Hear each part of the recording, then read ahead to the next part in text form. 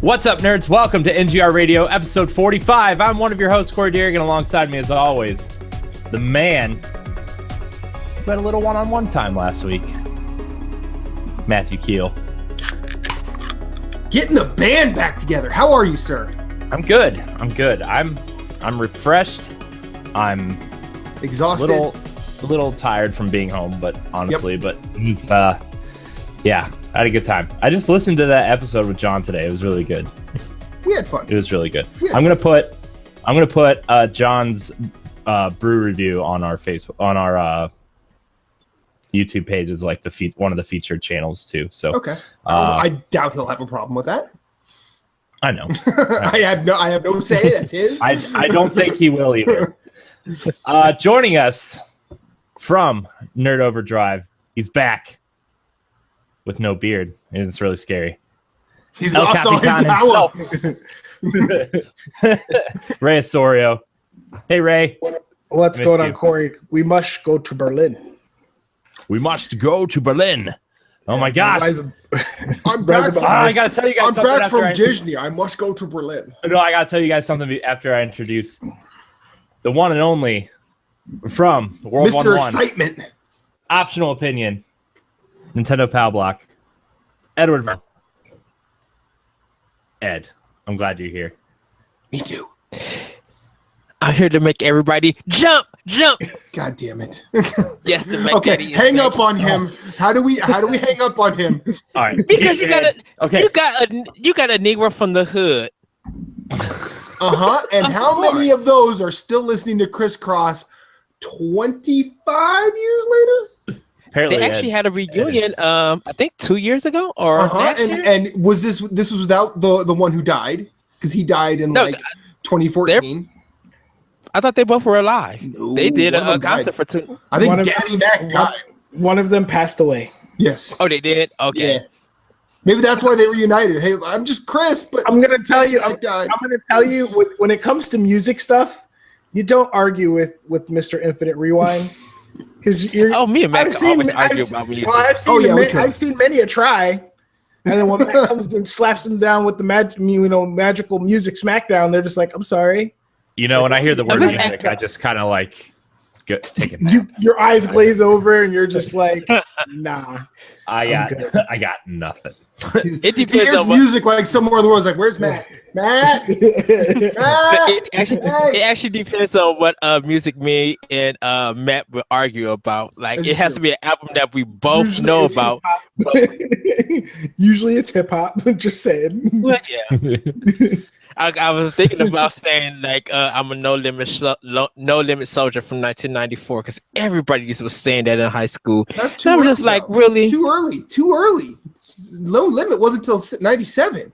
Yeah, No Limit didn't. Yeah, but No Limit's been around. They were making them say until like 97. Yeah, right. But people I say when I have to poop. And then Mystical came along with his "Did I do that?" and then it was just weird. Yes, I actually remember that. However, C Murder was a really good rapper. Yeah, he has to pay like $1.5 million. I'm like, that mug is in jail. How is he going to pay some lawsuit? I'm like, really? Exactly. So, I was the one who liked Big Bear. Remember him? No, I don't. Big Bear I don't even think he was on No Limit. But he had like the most No Limit album cover. it was like diamond encrusted big letters, Big Bear, and basically this dude who looked like a cross between Notorious B.I.G. and CeeLo Green, with a big old cigar in his hand next to two bears. Because what the fuck not? Right. That album was all right. That's when southern albums had like you said, the diamond encrusted Photoshop. Mm-hmm. They would have like about 22 songs on the album. You'd be like, how the heck did y'all get this? And like 15 of those songs would be skits. Is it? Yeah. The Mad Rapper. And all of them used to be produced by one person. Yep. You'd be like, how did she produce all these songs? Like, huh? But what would be funny is they have the intro, then like a song, and then like 3 skits, Then they'd have the interlude, and then like three more. Yeah, the interlude. The interludes are so good.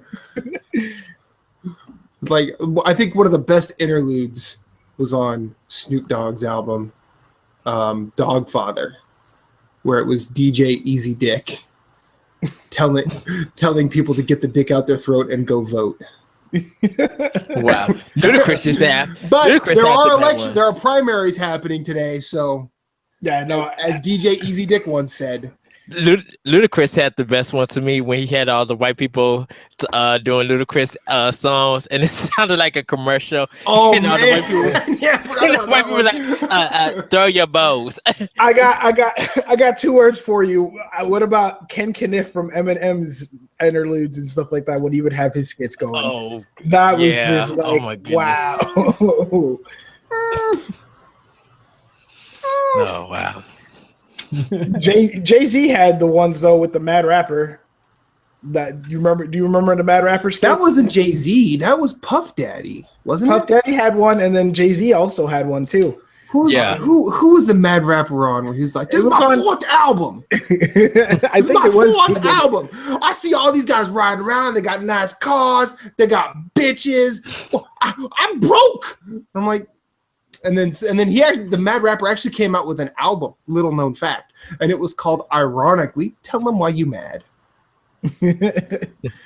I just love some of the gangster rap albums they talked about was big, wasn't it? Wasn't it Big that had the Notorious B.I.G.? Wasn't it him that had the Mad Rapper? Because he's the one that came out with that. It might have been him. I think it was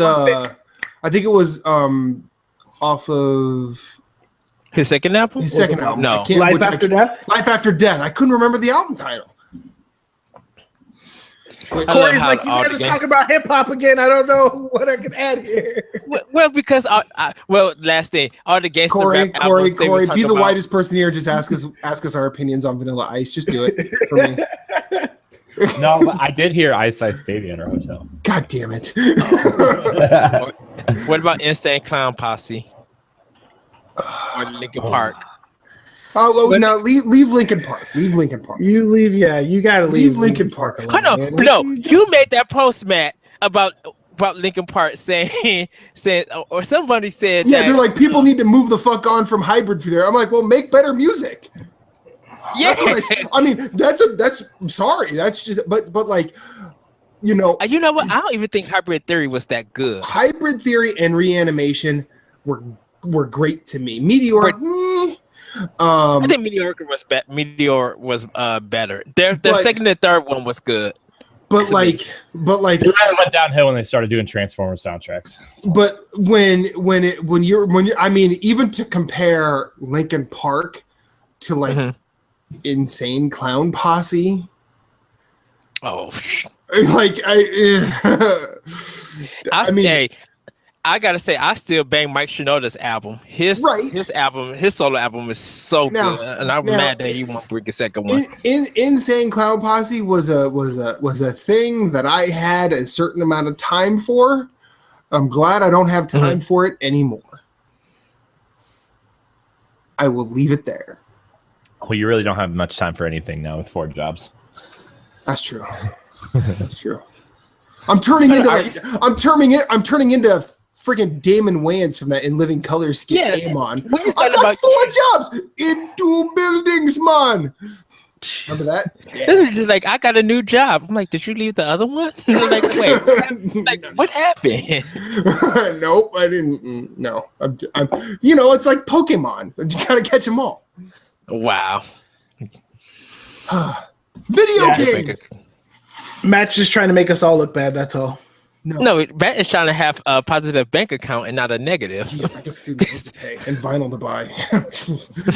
It doesn't pay for itself, sadly. Right. No, next thing we know, Matt's gonna have a gold encrusted PS4 just chilling on there with all kinds of diamonds on it. It's gonna look like a No Limit cover. Why do you think my debt's so high? It's what I have right now. It's gonna be look like a No Limit cover. Yeah.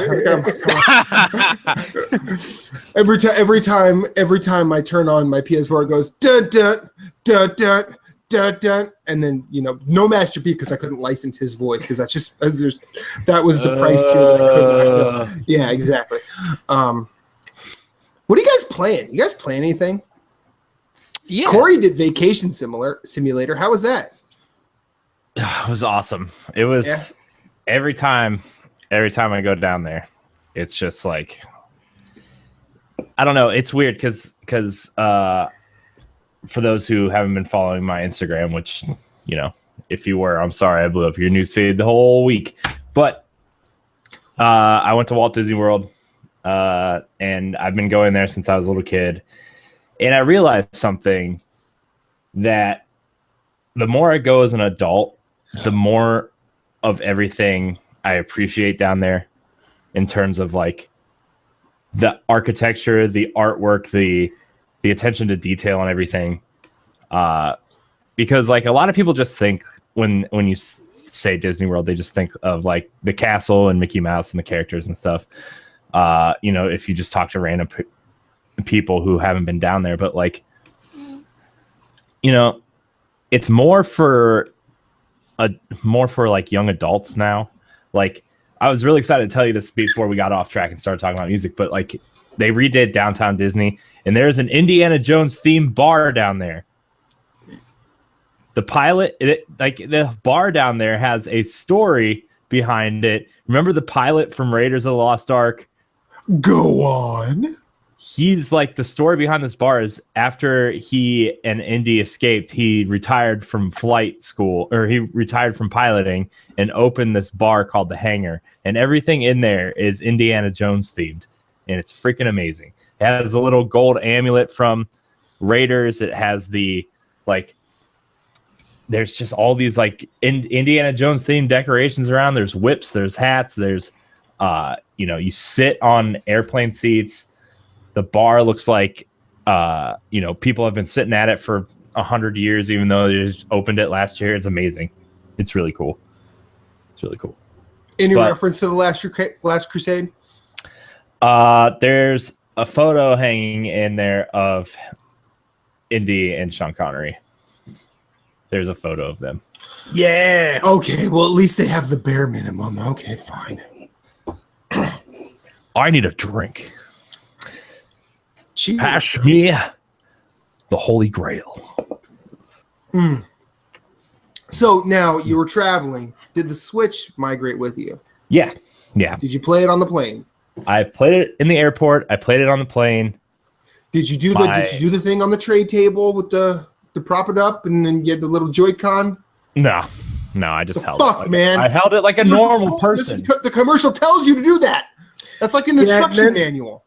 Yeah, freaking Shigeru Miyamoto and Reggie Fils-Aimé are just over there shaking their head at you right now, Corey. They're just like, the Joy-Cons don't come off. You had one job. I'm sorry. The Joy-Cons don't come off. They wait. What? They don't come off. Did you glue them? What happened? No, I don't take them off. He don't take them off. He doesn't want to wear. He doesn't want to warp his Nintendo Switch. Yeah, that's why I have 2 extra Joy-Cons and this guy Pro Controller. So Corey is really doing it wrong. I don't care. I don't know what's happening right now. Corey is definitely doing it wrong right now. But the Joy-Cons do come off, don't they? They do. I just don't want to lose them, so I just keep them strapped on. Wow. They're just real snug. It's a plane, Deerig. I can take them off if you want. You don't have to take them off. Don't take them off. Don't take them off while we're live. No, that's dirty. Ah! Don't dangle your Joy-Con at me on the podcast. What are you gonna do to Ed? I don't know. I'm going to enjoy it. Good. I just turned on my TV and my Switch by doing that. Good job. Yeah. But anyways, just going down there, just kind of like, I don't really know how to explain it. Every time I go down there, there's like a new experience because I am getting older and I choose to do new things when I'm down there instead of, you know, we rode a lot of the rides, but we also like just took walks around the park and we went to nice restaurants and we went and saw some shows, and it was just like, I don't know. I just really appreciate a lot of the work. You did Disney the way most people do Vegas. Yeah, kind of. Except without the gambling. Yeah. And probably the nudity. I doubt there's prostitutes either. No. So you basically, it's not Vegas at all. Never mind. No. So, like, I don't know. They've done a lot of new stuff since I was there last. They totally redid downtown. There's a whole new shopping center. There's a lot of new restaurants. There's, I don't know, they're adding Star Wars Land and Toy Story Land down there. So yeah, you posted like concept art for that. Where was that at? Yeah, so over at Hollywood Studios, which was the third park that opened in the mid '90s, that's based around Old Hollywood. The front end of the park is based around 1940s Hollywood, and the back of the park used to be imitation movie sets. Like they used to have Honey, I Shrunk the Kids movie set back there. They had New York Street, which was just a bunch of fake buildings that, you know, when you took pictures in front of them, looked like real buildings, and San Francisco Street. And then they had a behind the scenes kind of trolley ride that you went back and saw old movie sets, old houses from TV shows. Like the house from Home Improvement was back there for a long time. Disney's airplane is back there. You know, there's just a bunch of stuff that was back there. That's all gone. They totally demolished half of this park, and they're putting in Toy Story Land, which, I mean, pretty much explains itself. It's all set up like, you know, the toys have taken over the park, and they built a roller coaster that the concept art kind of shows it looks like a Hot Wheels car train type thing, and like nice. with the orange loops and stuff, and everything's going to be based around Toy Story. Pizza, they're building a new Pizza Planet down there. You know, all kinds of stuff like that. And then the other half of the construction going on down there is Star Wars Land, which they are building a quote spaceport based on, you know, a new Star Wars planet that's in an upcoming movie. And you'll be able to do rides like you'll be able to fly the Millennium Falcon. You'll be able to fly an X-Wing, like, you know, like kind of like VR / motion simulator style thing. New restaurants, character meet and greets and stuff like that. So there's a lot of new stuff over there. And Animal Kingdom, the Pandora stuff from Avatar is opening in like a week and a half. So we missed that by like a week, but yeah, there's just a lot of cool stuff down there. And, you know, we kind of came to the conclusion that it's not really for kids anymore outside of the Magic Kingdom. Like Epcot, you go to the countries and you eat and drink your way around the countries. You know, they have thrill rides there now, and I don't know. It's a lot. There's a lot down there that is for people like us now. So it's pretty fun though. Well, I mean, like I've only been to Disney once, and I always thought, like, even when I was a budding 15-year-old, actually, no, I might have been, I was probably older than that at that time. Either way, I was late high school. I actually thought that place was like pretty well designed. I'm not trying to say I had the aptitude to like understand all of it, because I've heard plenty of people sort of describe the architectural principles that sort of went into designing Disney World and Disneyland. But a lot of that stuff, it's a lot more than people give it credit for. And I mean, it's kind of like it's amazing how postmodern Disneyland really is, despite the population at large going, kid stuff,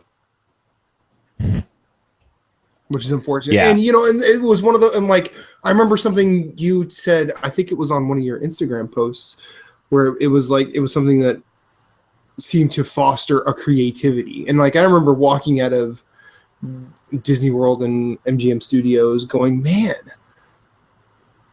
how could you not want to be creative after seeing a place like that? Well, well, it depends actually because like I did Disneyland in Cali, I did Disney World in Florida, but when it comes to theme parks or amusement parks, I've been known basically for a Six Flags person. So I'm thinking of when I go to a big theme park like Disney. My thing is like I don't even think about design. I think about what roller coasters and what rides they're gonna have on there. Where Disney, Disney felt odd to me as a kid first, because I was so into roller coasters and rides and stuff, and I didn't really take into account that this is a place that it's based off of Disney's properties. Their very own properties and their themes. So they're designing environment around there.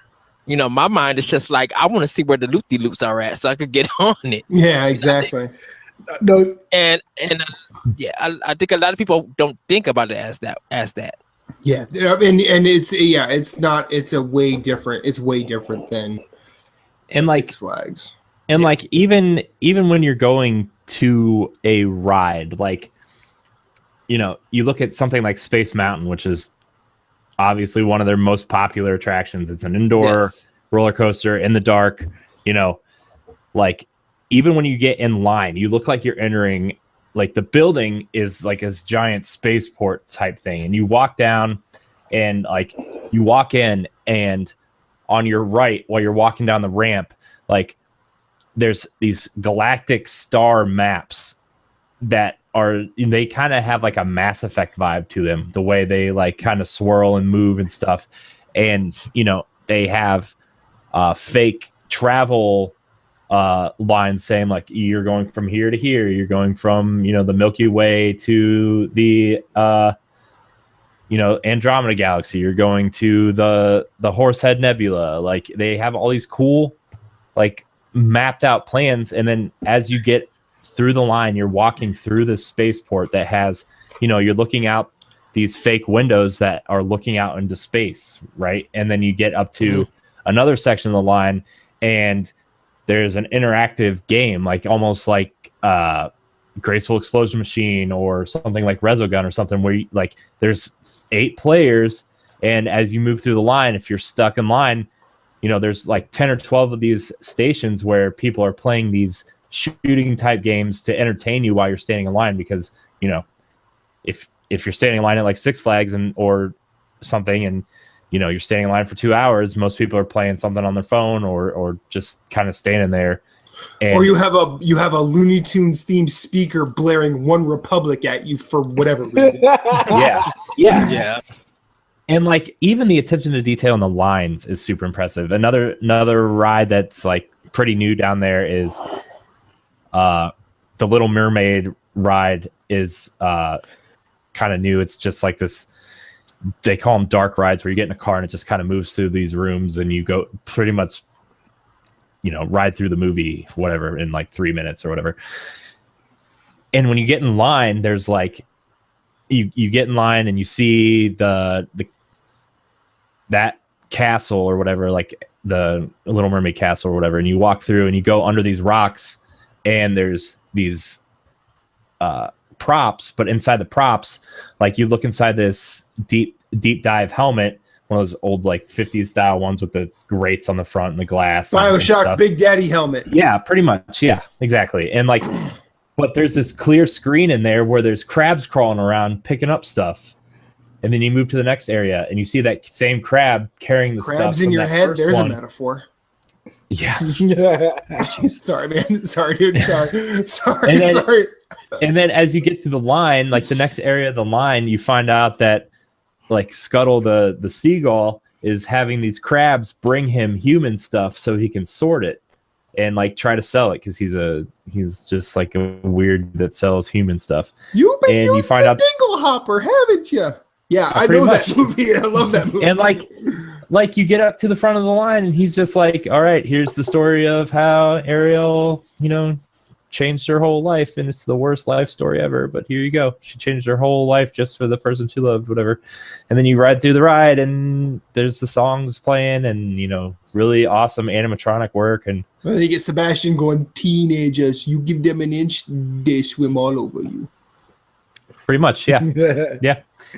Oh, my gosh, dude. And like the most recent rides, like the Little Mermaid ride, the Frozen ride, and now like the Avatar ride, like these new animatronics are freaking amazing. If you like want to see some awesome animatronics, you need to look up like Elsa Frozen Epcot animatronic, and like their motions are so fluid you would swear like they're either like real people moving or like you're watching animation and stuff. It's like it's so mind-boggling. And like it's creepy. It's creepy.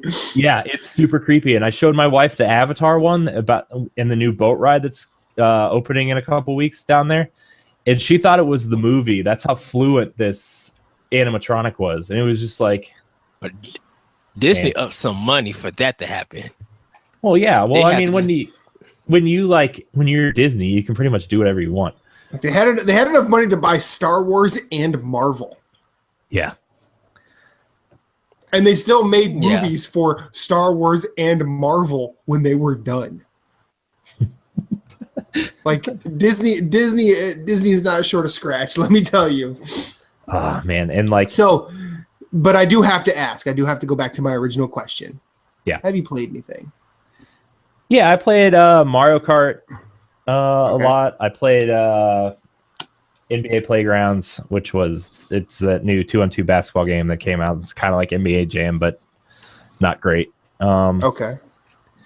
That's kind of it. I mean, I didn't really play a whole lot. I played Super Metroid on 3DS because my little cousin wanted to play my Switch. So that's kind of about it. I didn't really have a lot of time to play a lot. So anybody else play anything? Ray? I played Overwatch because that's my thing. That's one of my games. I played some Fire Emblem. I went back to it because there's a new Fire Emblem coming soon. I know. I'm really conflicted right now, Ray, with Fire Emblem. I really want to play it. I really want to buy it. And I'm going to just because I love Fire Emblem. But man, going back to 3DS after you play your Switch, it's just like the Switch has ruined me for handhelds, and it's just like I don't have that problem. It's like I could easily go back and forth between the Vita and the 3DS because like the Vita screen was pretty, but like it was just easier to go back and forth between those two. Whereas like the Switch is like, man, I see what Nintendo can do on this little tiny screen. And now I got to go back to 3DS to play Fire Emblem. I just wish they would just move it over to Switch. Just like I said that when everything and everybody, and when I said that, I was like, they just need to move all their development to Switch. Oh, and people looked at me like I had three heads, like I was speaking the unholy blasphemy against Nintendo. It was I was like, one handhold slash console future, and Nintendo could own if they put all their games in one place. Everybody will be like, all right, I have to buy a Switch now. Yeah, like, okay, I was talking to Joey and Brian like probably like a couple months ago, right when the Switch launched, and we were talking about why doesn't Nintendo just move all their development to Switch, and they looked at me like, well, what about us people who own 3DSs? I'm like, that system's 6 years old by now. Give it up. Buy a Switch. Yeah, no, that's where I was. Because I love Fire Emblem and I want to get it. I have to figure out how I'm going to get it, but it's one of those things like I have it pre-ordered and I got to figure out maybe trade in something for it or something. Because I was just like, oh, I could trade in some stuff and get Injustice too. But then I was just like, but that'll probably be like $35, $40 in like 2 months and I could get it cheaper then. I was like, I don't want to go the way around. Injustice is going to be like $20 by the time I'm ready to play it. Like... like I want to play it because that's the other thing. I played Street Fighter V. They added the actual like arcade like story mode to it, I played through that because, I kind of have to. And it's not like the original. Do you remember the old story mode where you could play as every character to the story mode and they all had their own storylines? Yeah. What I can put it akin to is, how Injustice and Mortal Kombat have done their story mode lately, where it's like they put you in the scenarios against, different characters and you end up swapping out characters you're playing as. That's how the Street Fighter V story mode was. It didn't make me angry because that's the way they did it. It just made me angry when I'm stuck playing as a character that I know nothing about, and you get your butt handed to you a couple times. You're like, I don't know how I'm gonna beat this guy because I can't beat him. yeah. Plus, like, I don't want to get into, even though I really like the first Injustice. Like, oh, I love that game so much. I want to get Injustice 2, but that Marvel vs. Capcom Infinite Collector's Edition looks so good. And I just want those little statues, and I'm like, if I'm gonna get a fighting game this year, it's gonna be that, because I want I want that Mega Man X statue and that that Marvel Iron Man and Miss Marvel statue.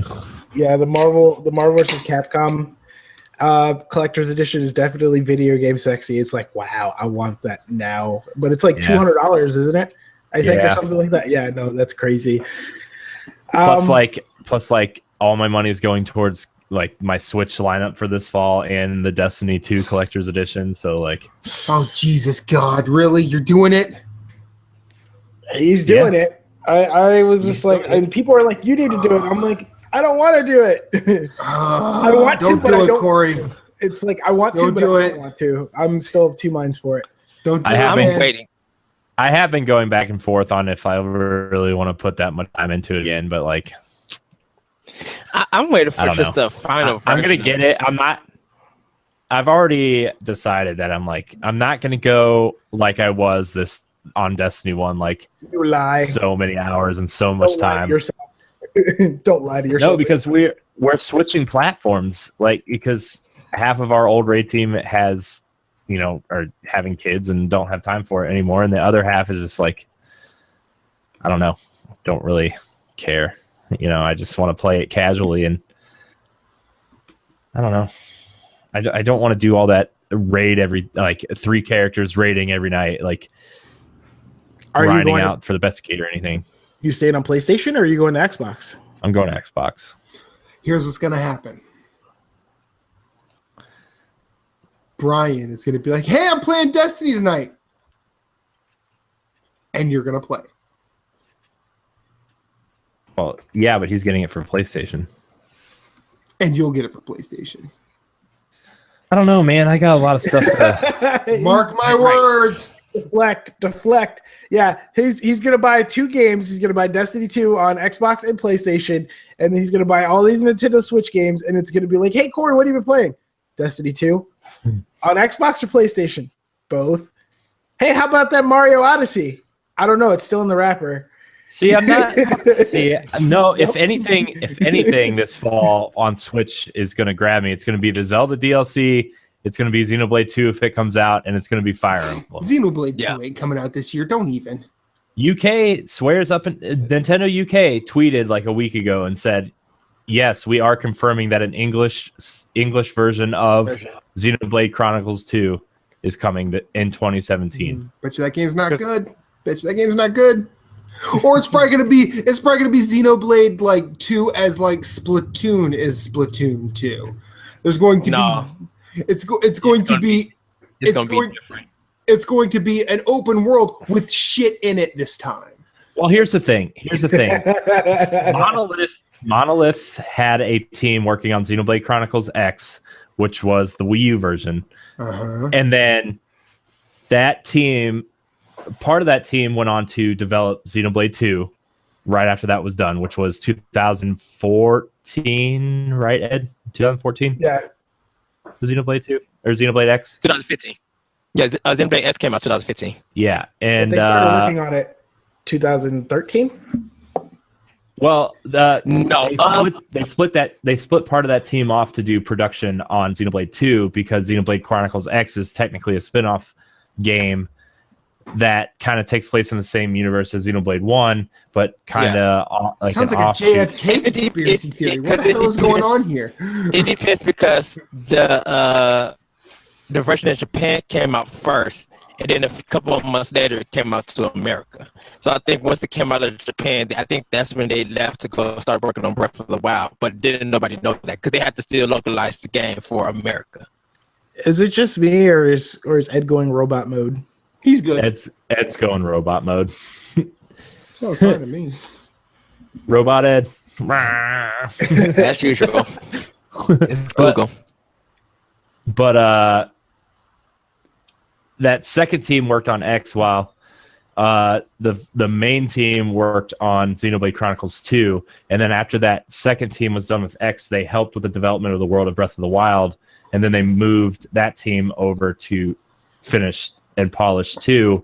And they're doing localization at the same time as development this time instead of after.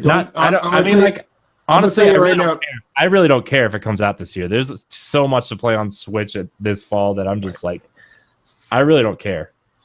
What is there to play on Switch this fall? Well, for me, it's Mario. It's going to be Mario, Fire Emblem Warriors, NBA 2K, maybe Skyrim, Zelda. Whatever that Rabbids Mario RPG is. The rumored Assassin's Creed is rumored to be coming to Switch, and the Zelda DLC. And then there's indie games that they haven't announced yet for the rest of the year. Yeah. So, like that's how Nintendo. I mean, that's how this console is going to thrive. Is if they get the indie community on board. That's the only way. Yeah. As far as I'm concerned. It's so crazy though. About the they pretty much. About like the indie developers, like half of them are saying like it's so easy to get our game on Switch, it's easy for us to develop for Switch, and like there's this whole other half that's like working with Nintendo is super frustrating. We can't get any confirmation or any like dev kits or anything for Switch. Yep, it's weird. It's just weird. I don't know. I'm excited to play a lot of indie games on Switch though. Whenever they start really rolling out, like Mr. Shifty is a perfect example of a great experience on Switch, which I beat and it was awesome. I've been close to going out and getting one twice already. Yeah, they'll have one in a couple of weeks. No. The only thing though is like everything that you can experience on Switch up till now, except maybe some of the indie games, you can experience on Wii U, and that's like the only thing I tell people, like if you own a Wii U, like honestly there's really not a reason to own Switch right now unless you want to be a part of that launch conversation. And like I understand that, like I wouldn't be telling people to drop $360 on Zelda if they already have a Wii U when you can just pay $60 for it. Right. So what's everybody else been playing? We got sidetracked. I guess it's my turn. My stuff. No, my conversation got sidetracked. I'm going to save mine for last just so y'all can make fun of me. I've been playing go ahead. Tabletop stuff lately, like games called like Kittens in a Blender, Cards Against Humanity. What? Yeah, wait, what? Go back. Hold Kittens on. in a Blender's good. Hold on. Kittens in a Blender's real good. Hold on. Yeah. What is this game? What? You get there's kitten cards in this, and they're each assigned like to a different color. So each player is a certain color. So there is a blender. There's like a blender spot. There's the counter, and then there's the box. Kittens that are in the box are safe. Kittens that are on the counter get moved to the blender whenever. And then kittens in the blender, if someone plays a blend card and it's not countered, then all the kittens get blended, and then they're negative points. While kittens in the box are safe. Yeah, it's crazy, but there's like things like you can move kittens certain spaces, or there's like a card called like Dogs in the Kitchen where you have to swap your hand with another player. There's cards that put all kittens in the box, or cards that put all kittens in the blender. It's a lot of crazy fun. It's a lot of fun. It's an surprisingly deep strategy, right? Yeah. Like it's a really cool thing. Yeah, I've been playing a lot more social, like local games, stuff like that. I got to play something. I think it was like Cockroaches in the Kitchen or something like that. These are all games because my daughter. Out of this, I'm trying to clean. Oh, no, you're talking. No, my oldest daughter had her birthday was this last weekend, and so for her birthday gift that she wanted to herself, she wanted to have some daddy-daughter time with me by herself, and then so we went to the local board game cafe, which is where I saw the Bloodborne game, which I tagged you and Moose in, Matt, and so we played those games and stuff like that. And I had played Kittens in a Blender a couple weeks before that, and so I actually picked it up, and it's really, really fun. And then playing the normal stuff like my Magic, Magic the Gathering and stuff like that, and Cards Against Humanity is always a lot of crazy good fun. And then just a rotation of, like I said, Overwatch, some Street Fighter, and I think Ghost Recon has been pretty much it. And then Fire Emblem Heroes still on mobile. I'm playing that. Fire Emblem Heroes is really good. Game is really good. But yeah, no, you should definitely look in. If you're interested, Corey, like if you're even slightly intrigued about the game, look it up. There's YouTube videos and stuff of people playing it. And then you should be like, hey, Sana, I want Kittens in a Blender. And she's like, I'm just really concerned that if I Google search kittens in a blender, that I'm really going to get a video of a bunch of kittens in a blender. Add board game to it or add tabletop game. Yeah, add card game. Add game, because then, it takes all the weird shit out.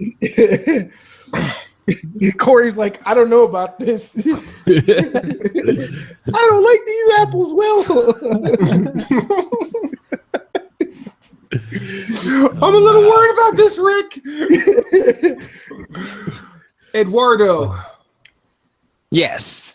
So I've been playing Ghost Recon Wildlands. I got probably about 25% more left to do with that game. I'm almost done with it. So you guys will be able to check the review by the time you see and hear this podcast. Pokemon Sun on 3DS. I picked up Ikaruga for the 360 backwards compatibility sale that is going off Xbox One. I'm downloading Phantom Dust. Yeah, that's free. I picked up. Yeah, it's free. I've never played it, so I do want to give it a try. Astro Breed for PS4. I'm going to be starting on God of War 3 Remaster and Final Fantasy X HD. So I can get ready for Final Fantasy 12 HD when that comes out. Playing some Wii U. Yeah, I can't wait for that game to come out. I'm so ready to spend like 80 more hours, like I did for my first playthrough of that game. Can't just wait for that game. And then playing some Breath of the Wild and enjoying that. Getting ready to finish that game up. And then I'll be playing a whole bunch of Japanese games. How many weeks have you been telling me that you're going to finish Breath of the Wild? I get so caught up in so much other stuff, and then I play Breath of the Wild, and then I lose like 6 to 7 hours just doing random stuff in that game, and be like, I'm supposed to be doing something, and I still haven't did it. For the audio listeners, it's been probably roughly 5 or 6 weeks, not counting last week, unless there was another time. And near Automata, to get through that first level, because this game is it's not making me mad or upset, but it's kind of disappointing the way that that is designed. Like if you like I said earlier on Nintendo Power Block, like if you die in the first part of the game, it fast forward all the way to the credits, and then you got to restart that whole game. And it does it because it doesn't save, and you cannot skip the cutscenes. You have to do everything all over. So if you get like halfway or even like really far or even close to the end, if you die, you have to redo that all over. So sounds like I'm gonna try to get through that a little bit. In a way, I mean, they should have called it Near Souls. Fun. Pretty much. It is fun. The combat is really good. Still problem with the camera angles. I'm just like, ooh, this is Team Ninja Gaiden 1 badness. These cameras. But I'm like, it's a fun game. And then well, they didn't have the problem with Bayonetta 3. I mean Bayonetta 2. I'm sorry about that. So that's why I was you can't be 100%. There's no such thing. What are you talking about? Bayonetta 3? You're already like touting that now? I'm ready for that. Give him a break. I'm ready for some Bayonetta 3 Switch exclusive. But announced Bayonetta 3 via Ed. Well, yes, everybody in. Good. We good. Yeah. Okay, everybody wants to continue, Ed. Well, it's very weird with Bayonetta. Everybody got so mad at the beginning that Bayonetta 2 was a Nintendo Wii U exclusive. Oh, and now everybody wants too. Oh man, fuck them. Well, yeah, but everybody was just like, after playing Bayonetta 2, everybody wants Bayonetta 3, and they want it on a Nintendo console. They don't want it to actually go back to Xbox or PS4. That's the weirdest thing. I think it'd just be a bad like business decision. Well, Bayonetta 1 was a great game. Well, it was a great game. It was. I had a fucking blast with Bayonetta 1.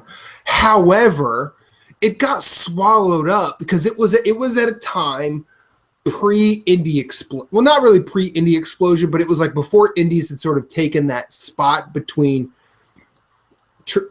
like a THQ and a AAA publisher. Mm-hmm.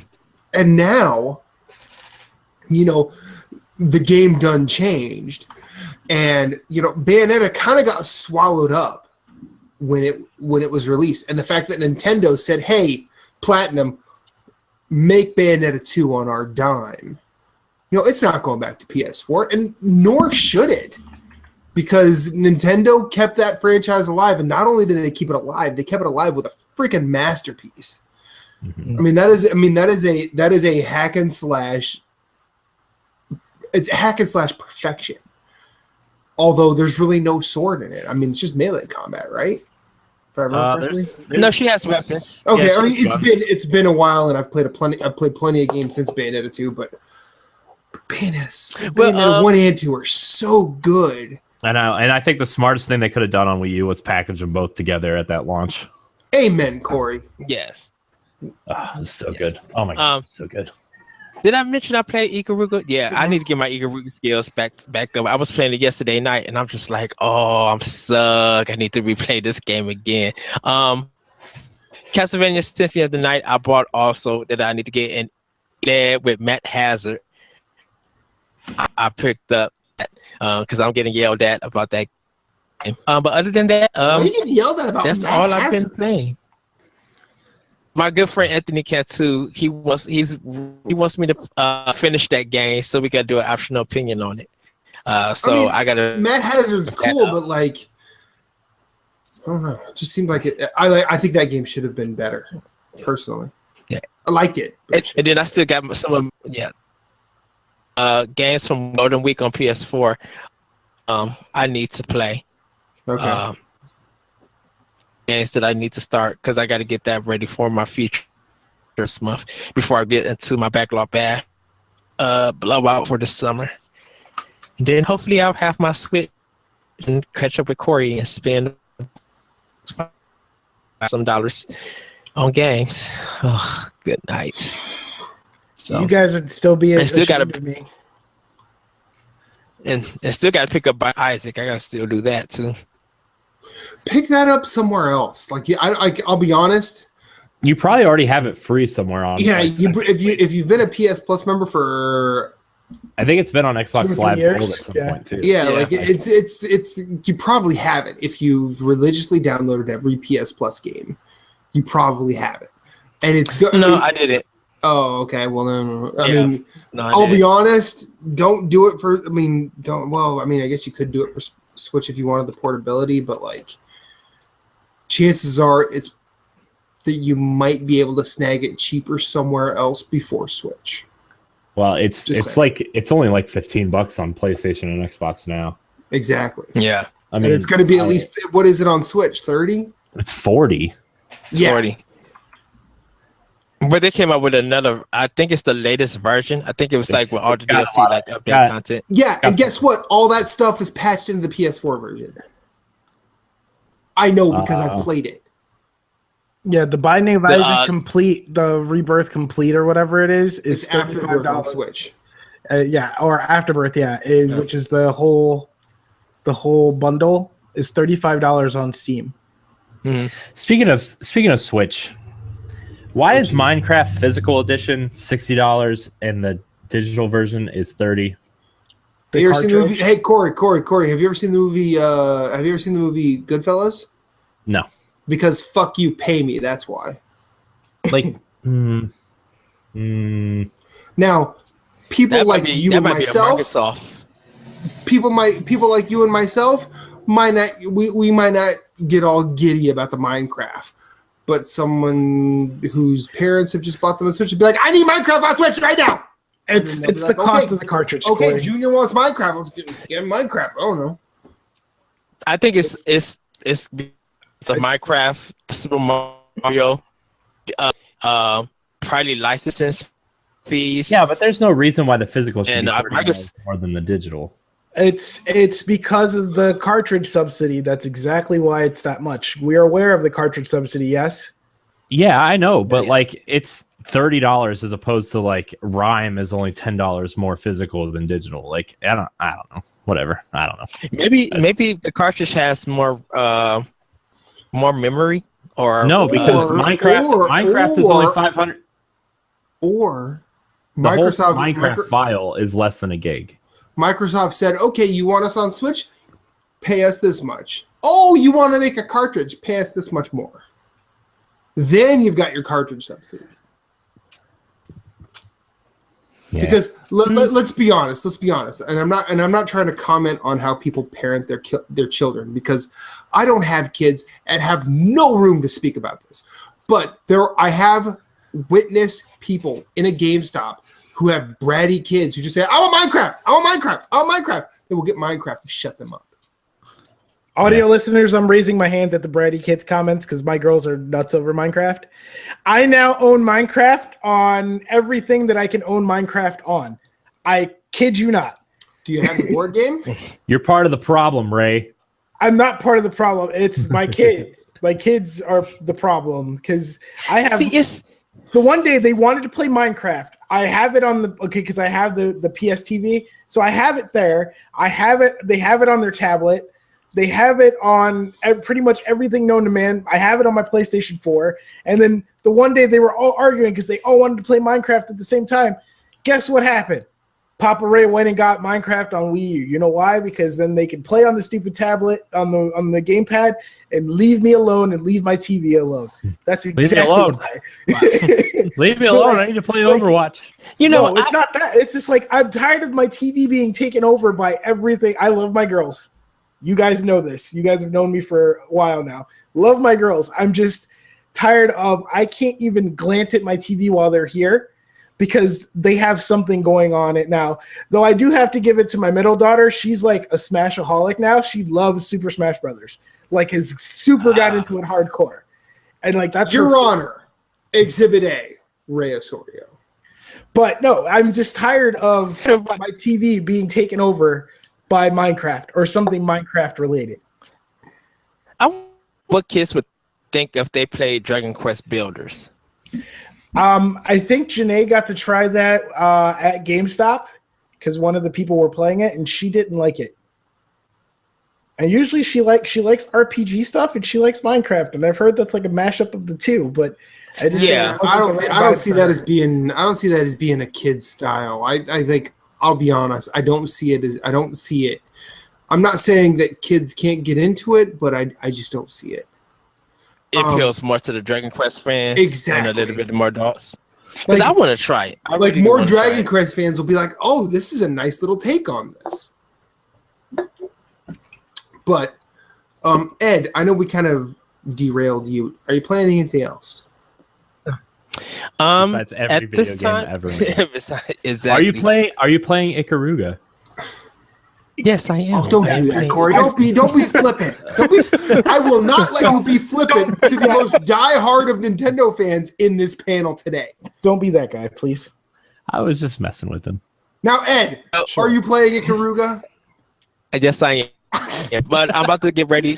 But after because once I get done kind of with the podcast, I do plan to go see Guardians of the Galaxy. I want to see that tonight. But like play Ikaruga. It'll be much better.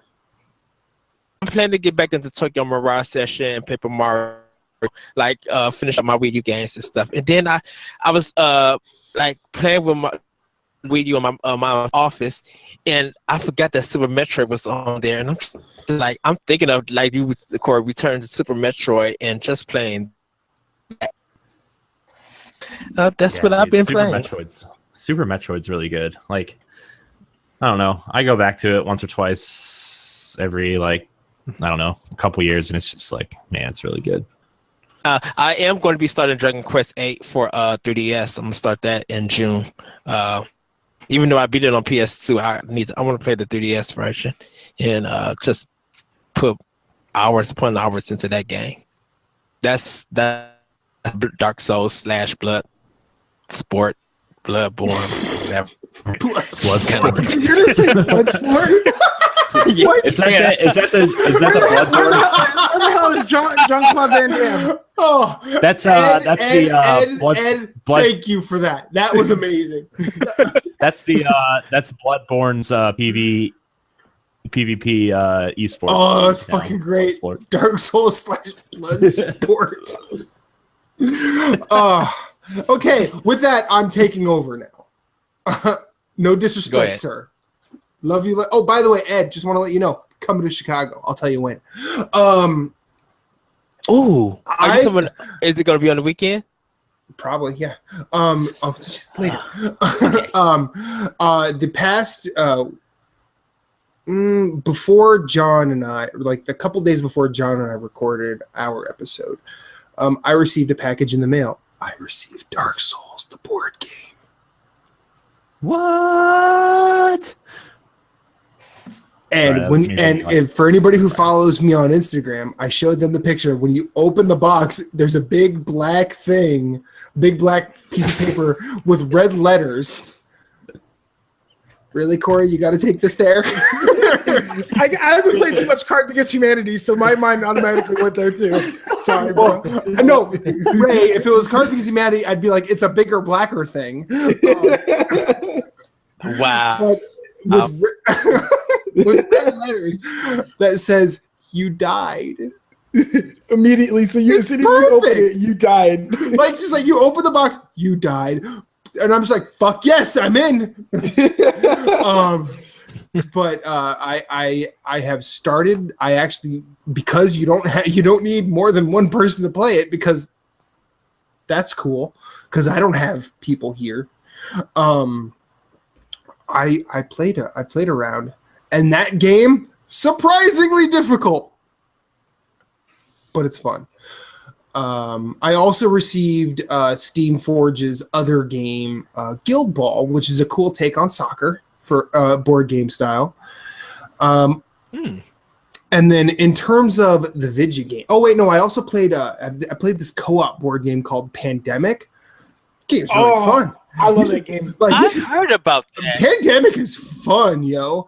It's real fun. Like, find a local game store, and I'm pretty sure they'll have a demo of Pandemic that you can try out. Like, if there's anybody that listens to NGR that is remotely near Philadelphia and interested in playing board games, please reach out, because I would love to have people to play it with. Like, here's a funny anecdote. The day I got the Dark Souls board game, I noticed in my mailroom that there was someone else who got the same shaped box, and I was looking at him. I'm like, they're the same. Both are addressed to Matthew, but one is at a different apartment, and both of them were from Steam Forged games. So I'm like, I have to let this person know. I taped a note to their door, and I said, I play Dark Souls 2. If you'd like a partner, here's my apartment number. leave me a note. I've not gotten a note, so it was either creepy or whatever. But I figured I figured I'd at least try. Ed, don't look at me that way. But now to the video games I've been playing. I've been playing a lot of Spelunky lately. I love that game. I still love that game. I love your Spelunky streams. I need to do that more. They're entertainingly awesome. But guess what I finally did? You beat the game. What'd you do, Matt? No, I actually beat Spelunky in a way like 3 years ago. But I left the first area on Breath of the Wild. Oh, wow. Yeah, it took me a long time to actually do that, and I finally found the way to kill broke ass Santa. I've put Breath of the Wild in my Wii U 3 times. Does that count? I'm only playing it on Wii U, so but still. But that game is so goddamn good. But what I think I'm gonna do is I'm just gonna sort of rally through the main game and get past it and be done with it, and then when I actually get a Switch, I'll buy it again and actually try and do what Corey did, where you spend a lot of time in the environment and whatnot. But that game is special. Yeah.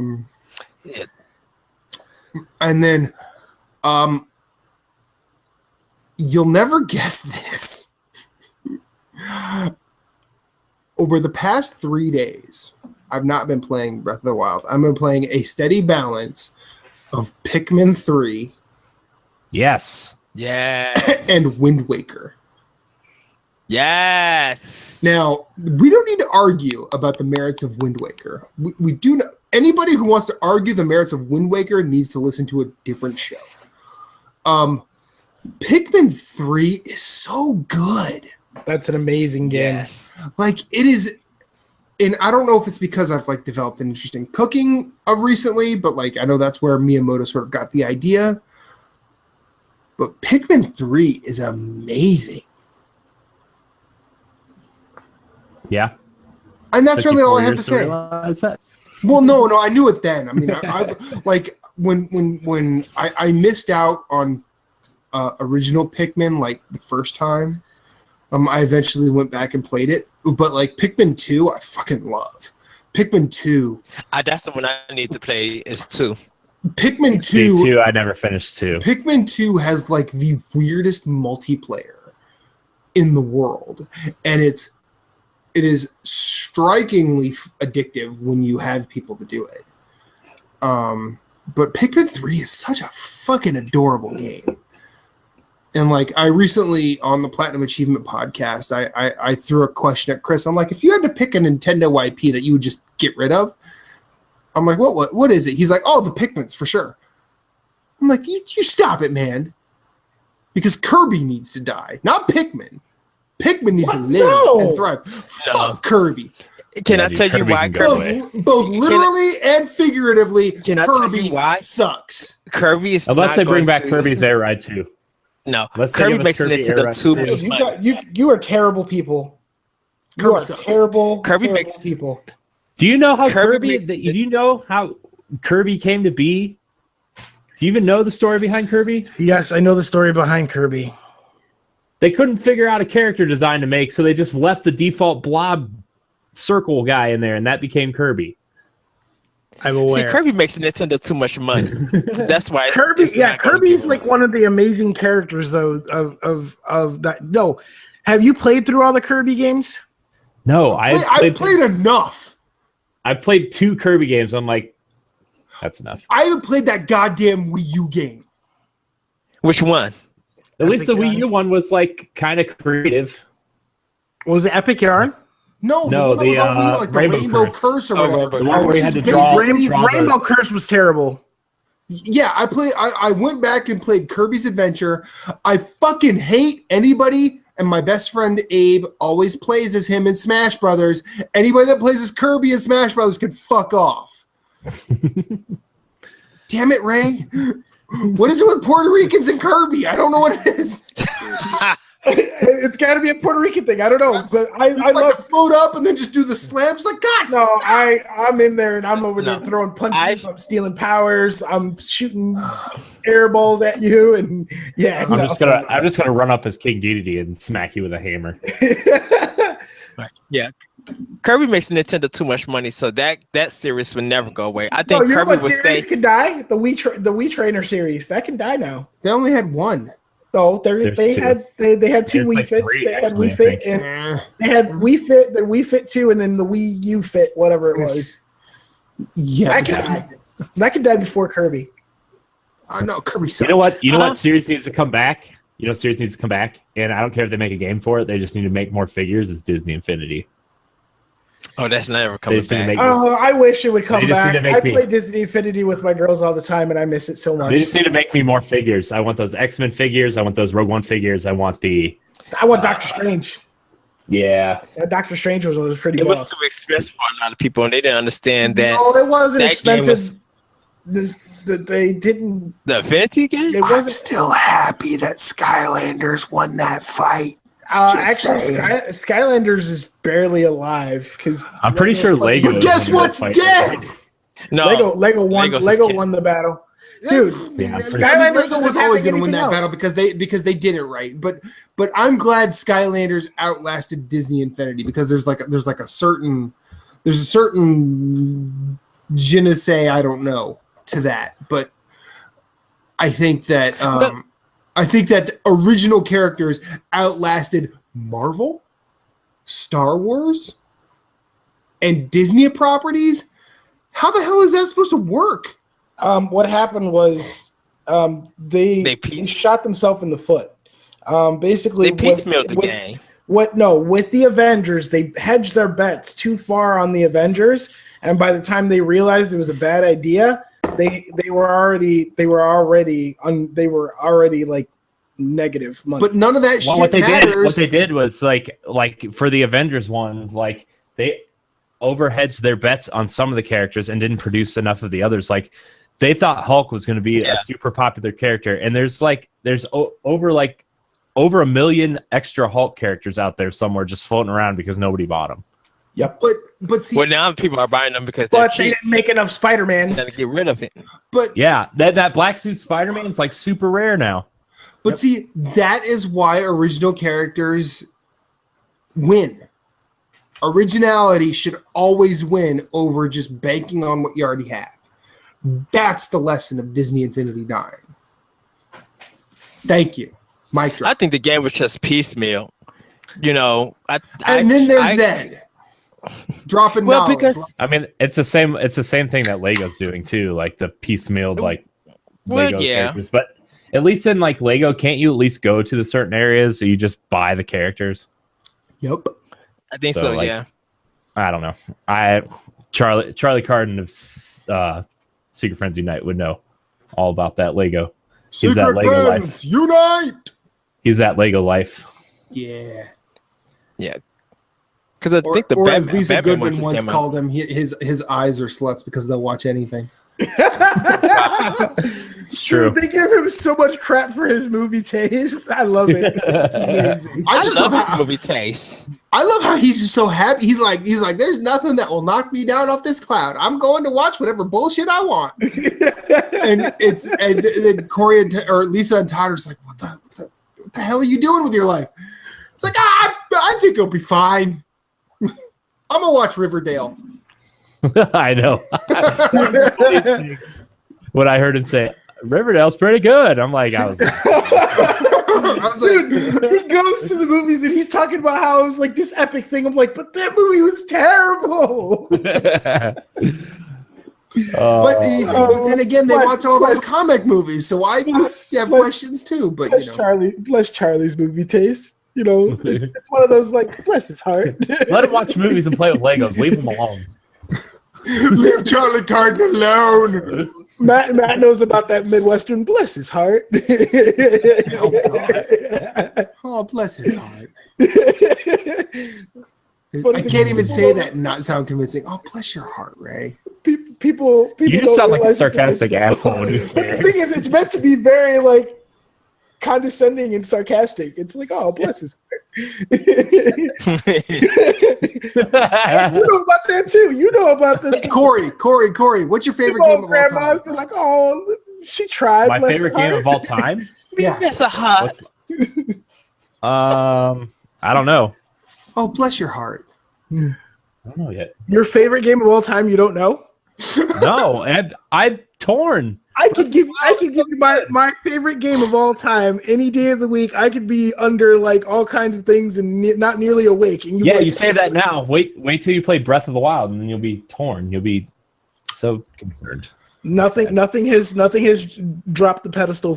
Has dropped Legend of Zelda: A Link to the Past off its pedestal yet. Now, A Link Between Worlds, which everybody's like, oh, it'll definitely take it. Nope. But see, now I think after playing Breath of the Wild, and after playing Breath of the Wild, Wind Waker, Link to the Past, it's just like dated to me. It's just like it's fun to go back and play, but I think like once you pass some of the parts and stuff, it's kind of hard to respect what they did in a way with Link to the Past. I want to play the Link Between Worlds engine. I want to remove Link to the Past. You know what? I want that Zelda that we saw in Unreal Engine. I want that. Give me that. And I don't need it. No. Really? Ocarina of Time's overrated. Ocarina of Time's overrated. Yeah. I partially agree because I know a lot of people that are like, Ocarina is the best game ever. I'm like, well, how many other Zelda games have you played? That and Majora's Mask and Twilight Princess. It's Well, overrated. Here's the thing: when you talk about the best game of all time, you have to consider what kind of history the person saying the best game of all time is. Like, if it's someone who's only played games since like Nintendo 64, them saying them saying Ocarina of Time is the best game, that slights a person. That slights a certain point of view. Now, I'm not going to say someone my age who's played things since the NES, or actually, no, all of us on the panel have played stuff since NES. But yes, I'm not going to say that only people like us can say the best video game of all time, because there were video games around before we started playing. Yep. Mm-hmm. I'm sure E.T. and Pong have a real chance against Super Mario Bros. No, but you could make a legitimate argument for Donkey Kong or Pac-Man or Ms. Pac-Man. Ms. Pac-Man's amazing. I played it on the... I know, but you ask, would you games for all time? Are you just or game of all time? Are you saying a definite, just that one definite game? Just like no matter what, it's that one definite game. Again, because I think I was just throwing a term out there. I'm just saying when someone says, "Oh, the definitive best game of all time," to me, is how you have to preface that. Hold on, I'm just saying when someone says that statement, the best game of all time is blank, you have to consider where they come from. Now, a magazine or a website or a collective of people who have played a ton of games, putting out a list of however many greatest games of all time, you have to consider that as well. But at the same time, you also have to think they sat down and argued about this from their respective points of view. And coming out with the best anything of all time is a difficult goddamn thing. And if we're having an argument like this, like it all depends on like, do you prefer RPGs or platformers? Do you prefer adventure games over God Sims? Like there's all those kind of factors too. And it's like, I don't know, like right now, I think Breath of the Wild kind of sits up there as one of my favorite games of all time. But I don't know if it's exactly my favorite game of all time. Because you just finished it. Yeah, and I'm trying to let it sit for like 6 to 8 to a year, like before I decide that. But like right now, I think the best game of all time is Super Mario 64. Like that's, to me, that's like the first time I was ever like, holy shit, this game is like on a pedestal, and it's doing something very different than what we've played before. And like, I love Super Mario 3. I love A Link to the Past. I love Super Metroid. Like, those games are awesome, and I like a lot of RPGs on PS2. Like, I love Kingdom Hearts and I love Final Fantasy, and you know, I loved Halo when it came out. I still think Halo 3 at some point would make my top 10 list in Gears of War, but like, it's all about preference, and it's all about time and place, and it's all about your nostalgia. All these things kind of wrap into like what makes this your favorite game. And is it like, but someone's favorite game could also be like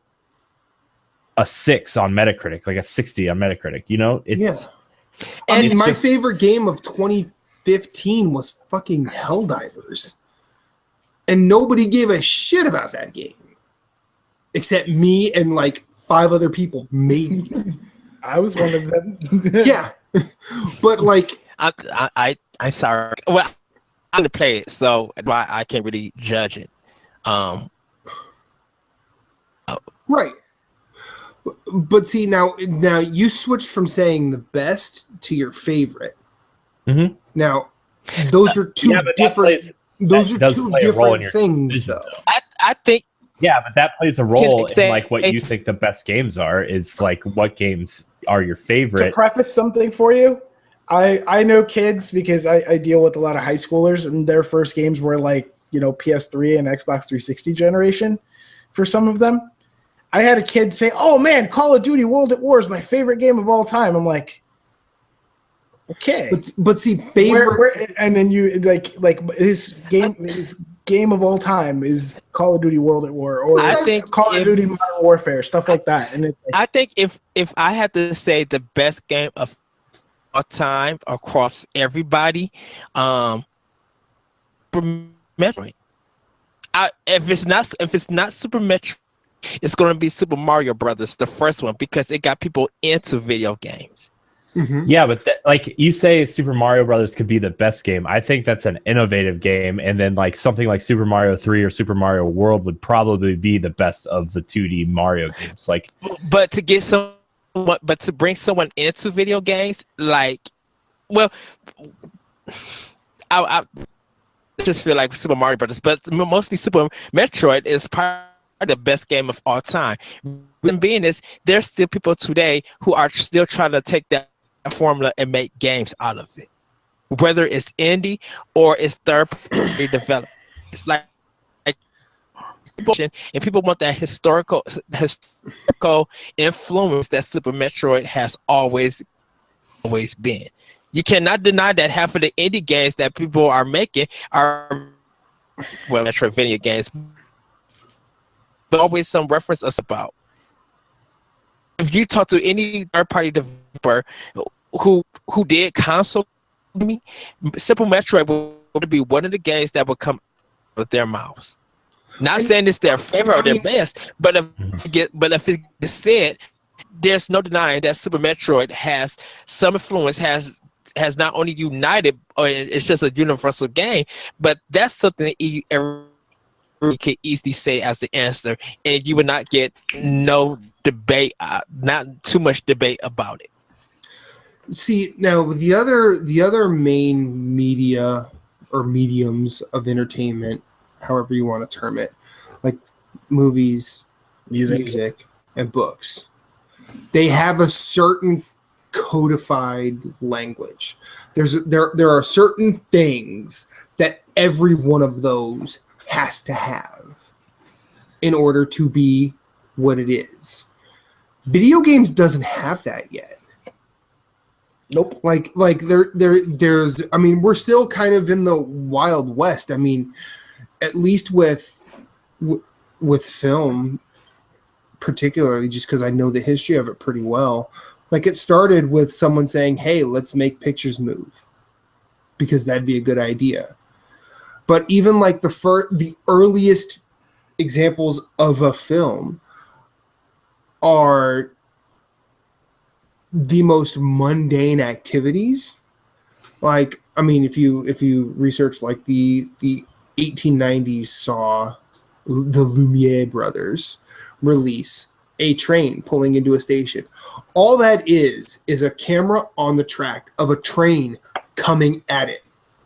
This scared the crap out of people, and now there are 2 Reys in this call. I don't know how that happened. I don't know either. It told me that it kicked me out of the thing. So that's cool. Welcome back. Even though your twin is there. But like, it's actually Dark Ray. Dark Ray. Oh, okay. So, my apologies.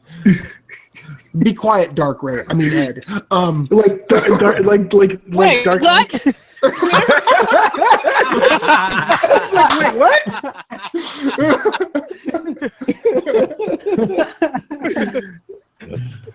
Oh, I love you guys. That's the name of this episode. Wait, what? Wait, what? But, you know, and I mean, you think about that idea, that has all of the basic contents of a film. It has light, it has motion, it has something, it has a basic sentence of a film, which is a train pulls into a station, and that's the end. But for some reason, the way it was shot in the 1890s scared the shit out of people when they looked at it, because they're like, oh my God, that's going to hit me. Now we look at that nowadays and go, that's your idea. That's all you've got. I've got the entire world at my fingertips, and you just want to show me a train pulling into a station? Great. But I think the fact that you can look at something like that and say that has all the elements necessary to create a film, games don't have that yet. Like they haven't had, you know, that certain abstract criteria that is, you know, a complete global sort of requirement. You have different hardware compared to movies. You have console, you have handheld, and you have PC. So not what I'm saying. That's not really where I'm going, Ed. But if you think about movies, like you just said, like the original, the first movie being shown, there's no other platform. Only thing that movies have as film, we have real life movies, we have animated movies, and we have CGI movies. So we have those 3 different things, and that part of movies is similar to video games, where I'm talking about hardware. Because if we ask somebody what's the best game of all time, and if all you played was PC, you may say Half-Life 2. True. That's one of the most recognizable. It is for Game Boy, because that was kind of the first proper handheld game, not the Tiger games, like, you know, not those kind of games. Oh, you shut up. Football had drama. You might have somebody who said the best video game might be Street Fighter 2, the arcade game, because they played was arcade. They may feel that PC and consoles didn't give them that arcade experience. So you have different platforms and different ways of play of video games. You go to see a film and you leave. Like, you only got one thing to do with film. You go see it and you leave. There's nothing else besides TV. There's more to it than that.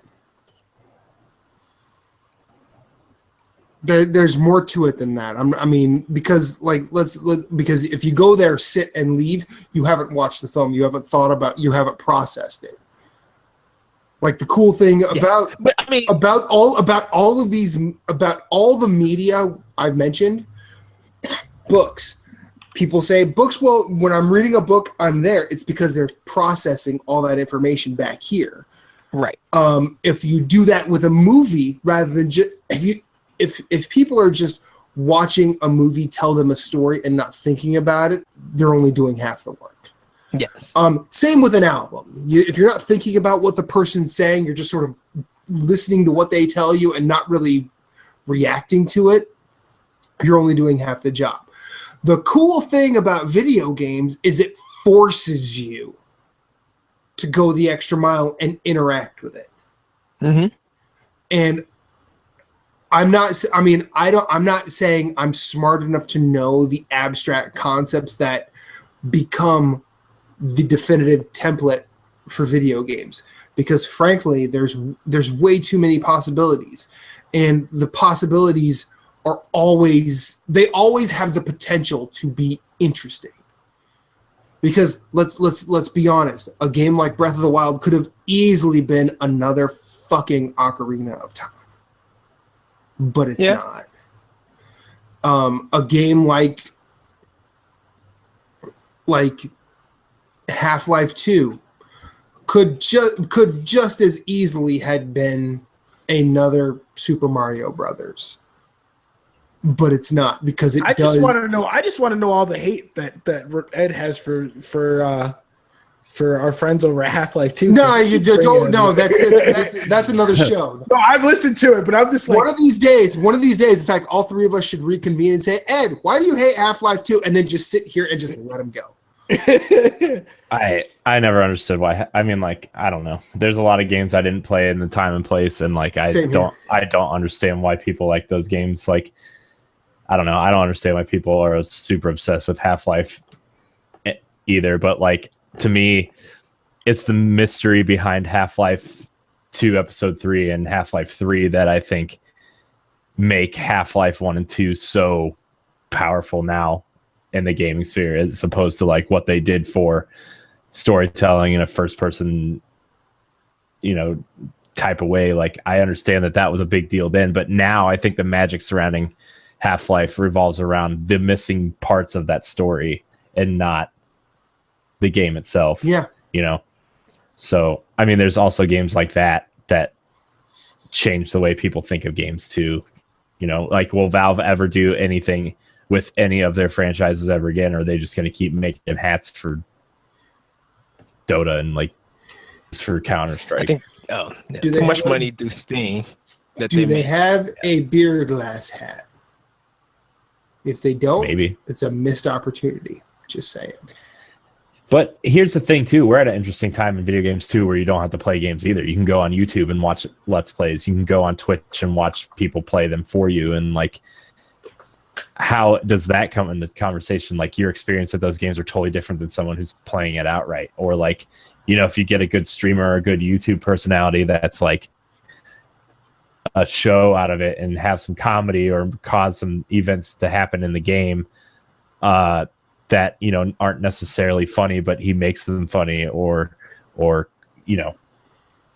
of those things. It's just like, I don't know. We're in this weird time of video games where it's the trend watching. Like, you will watch people play a game at an arcade, and you could talk to them after they leave the thing, or it's your next turn to be up to play that arcade game. Like, but now with Twitch and streaming games and stuff becoming bigger, you watch somebody play and you're checking for their skill. You probably waiting for them to mess up so you can comment, but you're also interacting with a community. So people that you normally wouldn't talk, that because the arcade scene is gone, streaming has to be played for you to be able to communicate and be on a level of, I could easily enter a conversation with you because we have a love or we have some kind of respect for this type of game, and watching this person play it and interacting them and having them talk back to us is something that we used to have in the arcade days. Yeah. There's just, I don't know, maybe we should like revisit this topic at another episode, but like, there's just so many factors now, and like, gaming is kind of coming to this point where like, where we feel kind of like, what Star Wars did for movies in the 80s, or like, where the blockbuster movies are just coming up out of the 80s, where I feel like, 360 PS3 generation games are finally hitting that peak of like, this is how we can create a compelling enough story and a compelling enough blockbuster style game. And now we're kind of reverting back to the smaller experiences with indies. It's just it's a crazy time for playing games. It's just like, I don't know. There's so many different avenues to gaming too. And that's something we can get into on another episode. We've been going for like I don't know, an hour and a half, hour and 40 minutes at this point. And I know Matt wants to win 20 questions. So, but before we start that, what's everybody's favorite game of all time? One favorite game of all time? Yeah. Okay. I could easily answer that. It's Secret of Mana for me. Yeah, I love the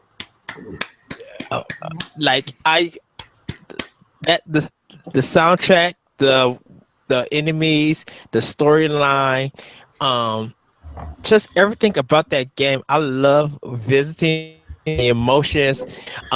Just sometimes the creepy feel that you get in. We're in a little bell tower, and it just got these bells and it's everything about the game. Flammy, I love riding him doing the drum and stuff. Knowing that this game was going to be one of the games for the Super Nintendo PlayStation, and they cut all the content out, or some of the content out, and still put it on cartridge. It's one of my favorite games that I love to revisit. That not only got me into RPGs, but was on the level of Legend of Zelda. You know, of that kind of greatness. And it made me wish that more RPGs did top-down action RPG style games.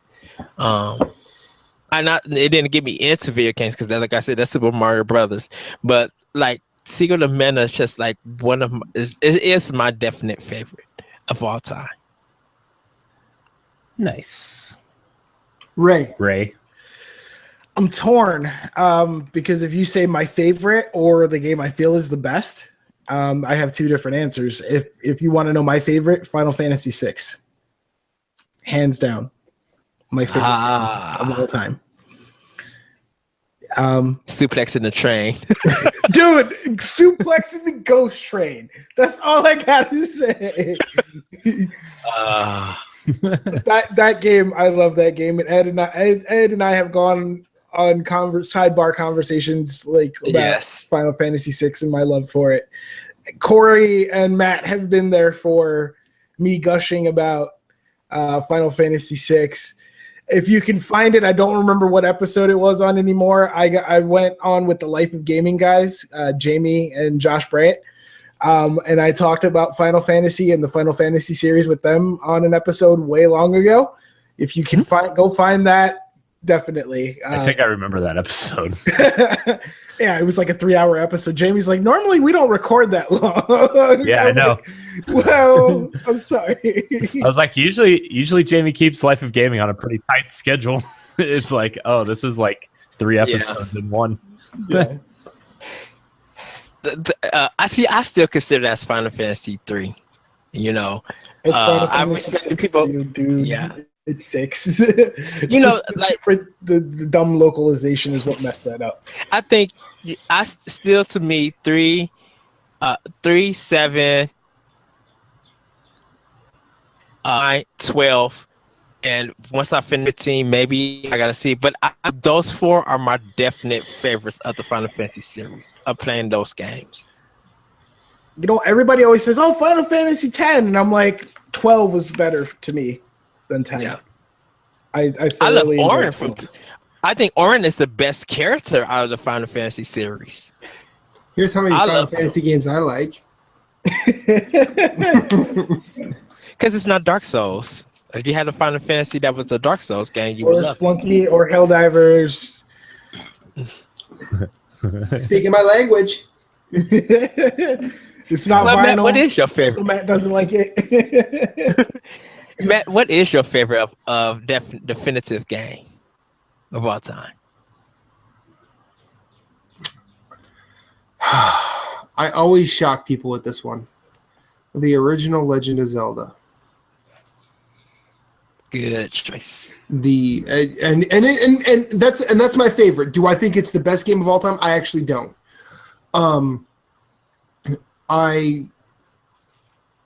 In that camp, I would probably lean more towards Corey's choice for the best game of all time, just because it did something in this medium that really hasn't been done since. Like you could talk about other things, but I'm not going to do that. Legend of Zelda is my favorite game because of my experience with it. It was the way people are talking, the way you see people talking on the internet about Breath of the Wild. That was how my 10 or 15 man posse in elementary school rolled. Like, we couldn't wait. Like, it was cool that we had 3 recesses, like in like 3rd grade, or what was it, 1987? What kind of school was this? Huh? What kind of school was this where you got this 3 is recesses? Public school in Iowa. We had a morning recess, a lunch recess, and an afternoon recess, because you can't keep kids sitting down that long. Dude, you guys did no learning. You guys were like recess all day. Woo! Well, in the country. Don't you know Iowa's very country? Yeah, I mean, you know, they like to get us outside, so we have plenty of room to dig. But one of the things that we would always talk about was we had the map. Each of us had a map of Legend of Zelda. All of us had the game, but we would each we each took notes. And I wish I still had my map, but by the time it needed to be thrown away, it was like tattered, torn, had an ink pen of multiple different colors all over it, of like stuff that I had done and like tried. And then I would bring that to school, and my group of friends, most of us always brought that. Like, if it wasn't somebody else had it. And we all had stories. And that was something that I didn't really experience in video games again until the Dark Souls games came out. Because then it became, like with Demon Souls specifically, it was, there was no map in the game. There was no way to do things. Everything was chatter online. And you had to sort of decipher, or you had to attempt to decipher what was truth or bullshit. And more often than not, the people who said they died a lot were telling the truth. The people who said, "Oh, it's a breeze, you'll be fine," were lying. But yeah, Legend of Zelda was such a meta experience for me, and I've only really eclipsed that kind of sense of adventure a few times since, and because of that, I hold that as, you know, my favorite. That was my favorite experience with a game, and I still love playing it to this day. Like, the day I got my Wii U, bought Legend of Zelda and played through it relatively quickly, but because everything I knew was there, it was comforting. Yeah, I got my Wii U too. And I had it on Wii, and I showed it to my ex-wife. I'm like, want to see something cool? Watch this. Boom. And you blow a bomb up on the rock, and you hear that. And I'm like, yeah, I knew that was there. Well, how'd you know that? Because I tried it a lot when I was a kid. And I find that to be fascinating, for lack of a better term. And I think the last up is Corey, or did he already go? No, I didn't go yet. Take us home, sir. Well, like, I'm coming off the high of Breath of the Wild, but I'm not going to say that. But I am going to say a game that made me feel the same way when I first played it. Super Mario 64 is, and like, I'm not even a huge fan of Mario particularly. Like, I never beat the Galaxy games and I never beat Sunshine, but like, there was like, I played a lot of them. I just didn't follow through because something else caught my mind. Like, remember, like, we got Sunshine, and then we got Wind Waker, and then we got Metroid Prime. Mm-hmm. And those two games took a lot of my time away from Sunshine. I never went back. But like, yeah, Breath of the Wild gave me that same feeling of like just popping into the world. You just start out and you just run around the field, around the castle, and you just explore around the castle in Super Mario 64. And then you go up to the castle door, and Lakitu comes down with the camera, and he's like trying to teach you how to use the camera, and like shows you like you can go in the castle and whatever. And you open the castle door, and you run up to the left, and you just jump in the painting for the first time. And you just explore, that first open world, and you just explore and find all the coins, and you see the stars floating, but you don't really understand how to get them yet. And then you go to the top of the mountain, and you have to fight the Bob-omb King, and like, you try to throw him off the edge, and he just jumps right back up, or it's that, you have to throw him 3 times, and it teaches you to get behind him and pick him up, which is exactly how you have to learn how to fight Bowser. And like, I don't know, that game still feels really good to play, and it just brings back a lot of positive feelings. And like, I just remember getting it for Christmas too. My grandma got me an N64 and Super Mario 64, and that was the only game I played for like 6 months. It was just amazing. And the first time I got all 120 stars was like just the best feeling. I think I ended up playing 100% of that game 3 times before I got another game, and was playing through it a second time. And then I ended up getting like Wayne Gretzky's 3D hockey afterwards, and yeah, that game was also legit. So not really. It was an odd one. To say the fucking least. Yeah. And then I got all these crappy like Nintendo third-party games like Cruis'n USA and like Wave Race and yeah. Wave but Race like is good. Mario 64, man, I still think it's one of the best Mario games. So yeah. 20 questions. Genre. But it's time for 20 questions. Matt, it's your turn. Everybody get your game faces on. I got me a game. I did the smart thing and looked it up before we started the episode, so we wouldn't sit here for 10 minutes trying to figure out whose game it was. Whose game is that? Oh, wow. 45 episodes in, and I finally figured out how to tell whose game it was for 20 questions. I mean, almost a year been doing this. And I still like that we're fast and loose as far as I'm concerned. Yeah. So, yeah, everybody knows how to play. Here we go. Yep. Matt, was this game released originally before January 1st, 2000? No. You. Game on a PlayStation console. Yes.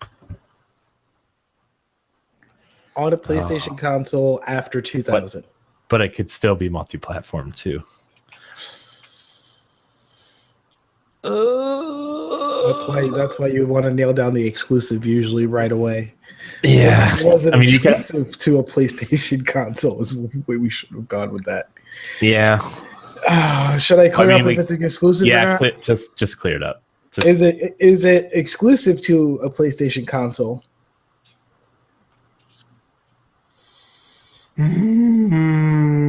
I'll give you this. I'll give you this. It's exclusive to PlayStation platforms. I hate you so much. Right? It could be. Okay. PSP and Vita. Journey, Last of Us, Shadow of the Colossus, God of War, something, Flower, Flow, Helldivers. No, Helldivers is on Steam. Shut up. Yep. I didn't know. I don't do the PC thing. I don't know. Just saying. I'm calling you on your bullshit. Okay. I call you on the bullshit before you bullshit. Yep. Did this game come out? Did this game originally release in the HD era? Yes. Okay. So that would be PlayStation 3. Is it a first party? No, it's not. What? It's not a Sony first-party IP. That's what he asked. Okay. Sony, but it could be. It could be exclusive, like a deal. Like, Yeah, like that's the problem. I mean, it could be like. Ah, man, I don't even know. Well, Ray, it's your turn. I know. Yeah. I have to think. Our brains. Ah. Let's see. Do we want to narrow down generation because it's HD? So it has to be. We could narrow down the original release console, I guess. Let's see. What games are not first party but exclusive to PlayStation? I mean, like Final Fantasy X, I guess. I doubt it would Final Fantasy game though. Bloodborne. Bloodborne, but he said it's on multiple PlayStation consoles. Because he said might want to know the genre it is first. Yeah, Titles. Do I want to narrow down genre then? Yeah, let's start there. Which way do we want to go? Do we want to go platformer? I would probably go RPG first because that covers a lot. But do we want to also? That's gonna be weird. For Sony, there's a lot of RPG genre games on that system than any other genre. Do we want to go RPG, Corey?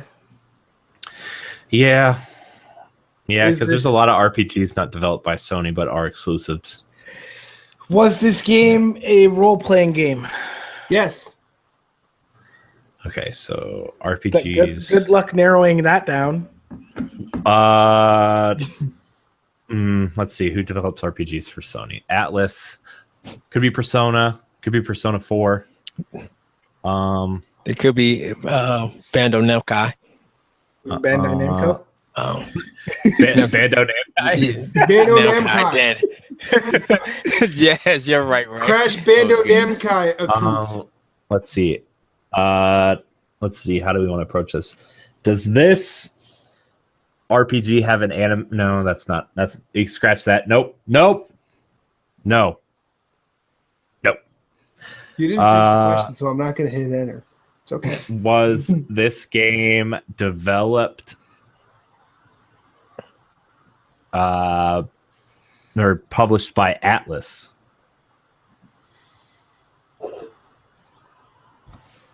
Yes. Okay, so multiple. Oh, it could be Persona 4. Could be Persona 5. Could be.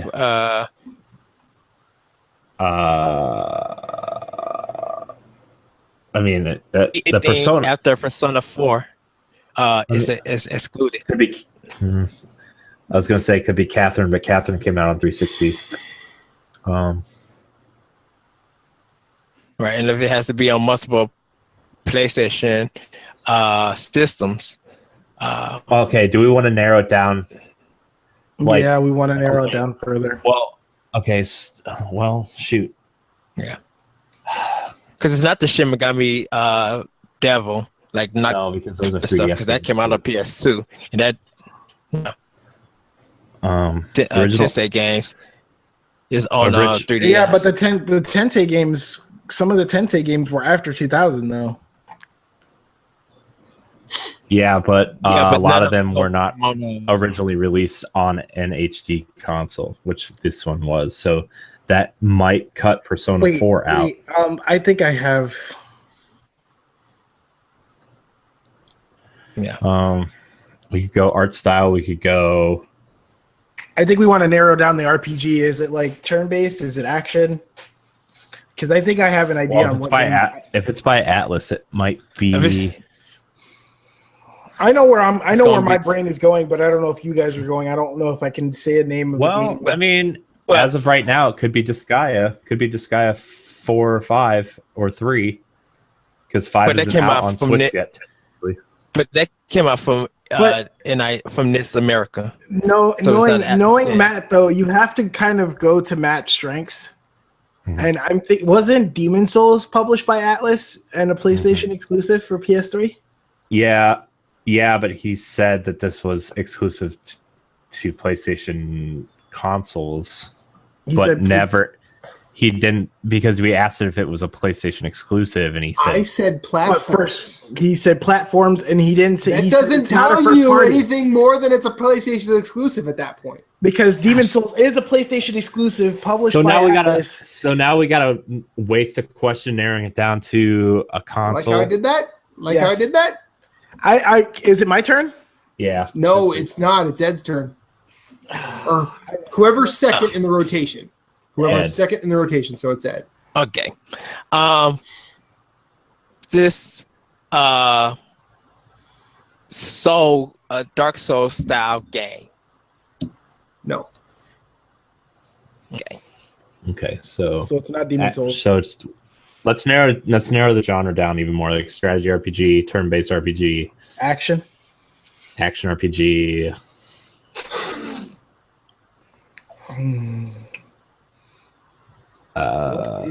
What is whatchamacallit? Do I want to go for PS3, PS4, or PS Vita? I'm leaning toward Vita. I'm going more towards maybe. Now the thing is do I ask if it was exclusive to Vita? Because technically Persona 4... You can ask if it was released on multiple PlayStation platforms. We already know it was released on multiple PlayStation platforms. No, you don't! No, we don't. He got was us on a technicality. Was it released on multiple PlayStation platforms, Matt? Yes. Crap. So then it would probably have to be Persona 4, but see, that depends on... It could be Persona 5. Persona 5 technically came out on PS3 also. Yep. It could also be some of the Disgaea games, or it could be... Is it? It's my turn, right? Mm-hmm. Is this a proper turn-based JRPG?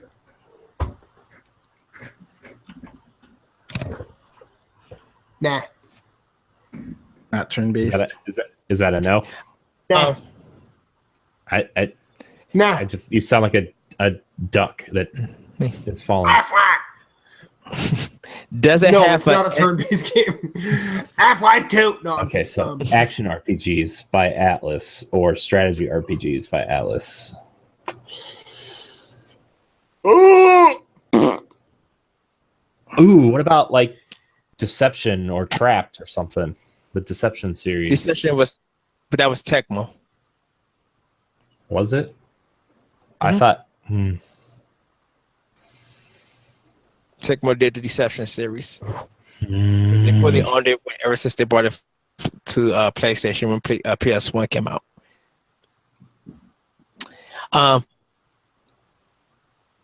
Does the graphics have an anime style to it?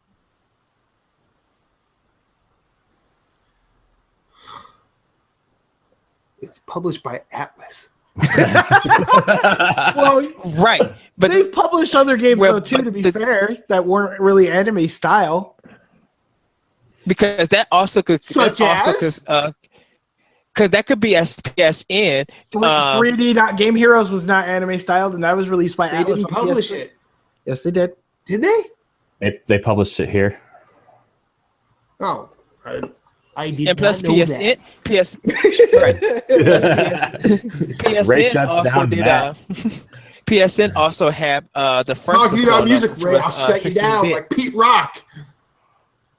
I don't know. I'm confused. Me too. It's okay. Right. You were saying it. I apologize. We just completely stopped. I said plus PSN had the regular Persona games where it was sprite based, so it wasn't a style of the Persona games of now. First started, it was sprite based.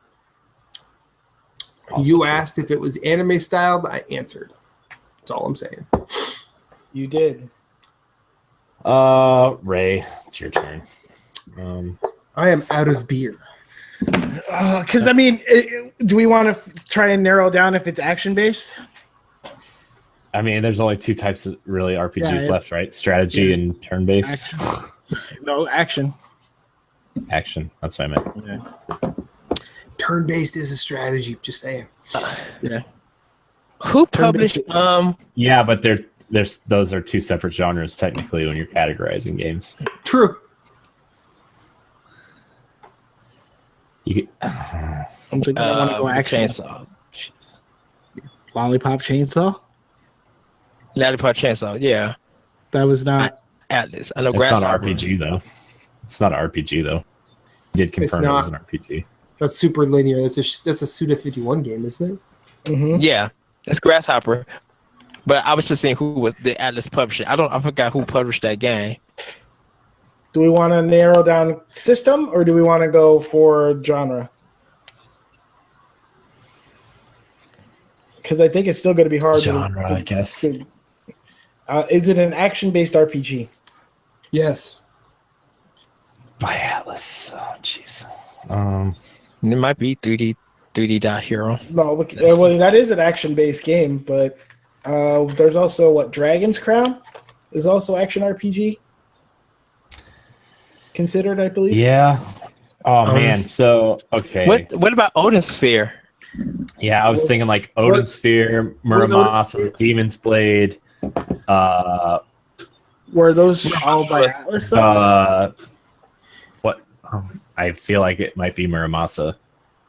That ended up, but that wasn't Atlas. And it also wasn't exclusive to PlayStation because it came to Wii. I forgot. Okay, never mind. Yeah, never mind. That was a. But I'm glad you picked up that I love Muramasa. Muramasa is so fucking good. Yeah, Muramasa is amazing.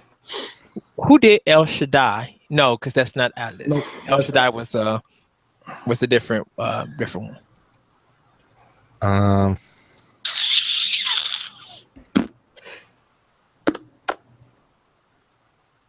That's my turn, isn't it? I forgot. Okay. Yes. Shoot. So what? Okay, let's recap. What do we know already? Action RPG by Atlas on PlayStation. Did we narrow down the console already? No, we didn't. Okay, but we said HD console. So if it's so it's got to be PS3. It's got to be PS3 Vita, or 4. Yeah, it has to be PS3 in that area. Has this game been re-released or remastered on a future console, or it's? No, this game has not been remastered. Does this game contain dots? Wait, what? All games contain dots. Yes. You done messed up, Aaron. I don't know what to tell you. Yeah, you done gave them that one because they're all. This is the guy that got us on a technicality for Rock Band on PS2. So don't. Let's see. We could ask if this game. I don't even know where to go from here. I'm so stuck. You done messed up. We done effed up the guys. No, we still have 6 questions. All right.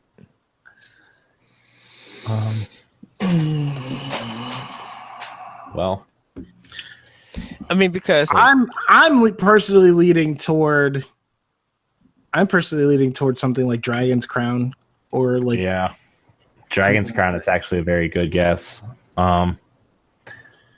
Also, those isn't there a series of games that comes out like they put out a new game like every 6 months, like Atelier or something? Atelier, blah blah blah, Alchemist of the blah blah blah. Yeah, like 400 of those games. If he picks one of those, I'm gonna drive to Philadelphia tonight. And was this game set in a medieval world? You mean like all the games you just mentioned? Yes. Does one of the main characters have obnoxiously large breasts? Like all the games you just mentioned? Yes.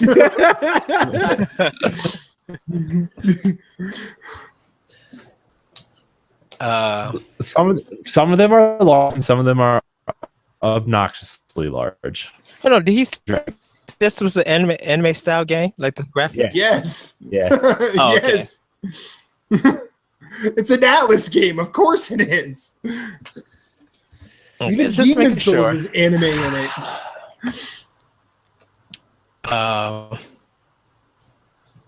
I hate everything that's happening right now.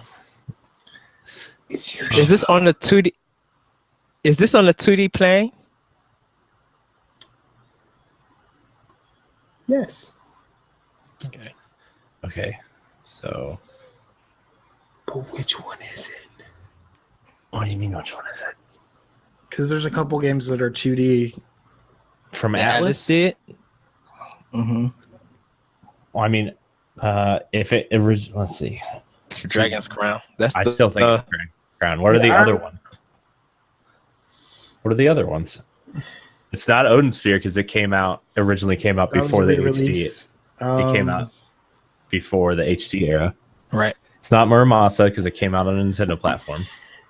Correct. and that's not an Atlas game at all. Yes, it is. Yes, it is. Mm-hmm. Dragon's Atlas Crown. didn't do that for Muramasa, the Demon Yeah. Blade. Yeah.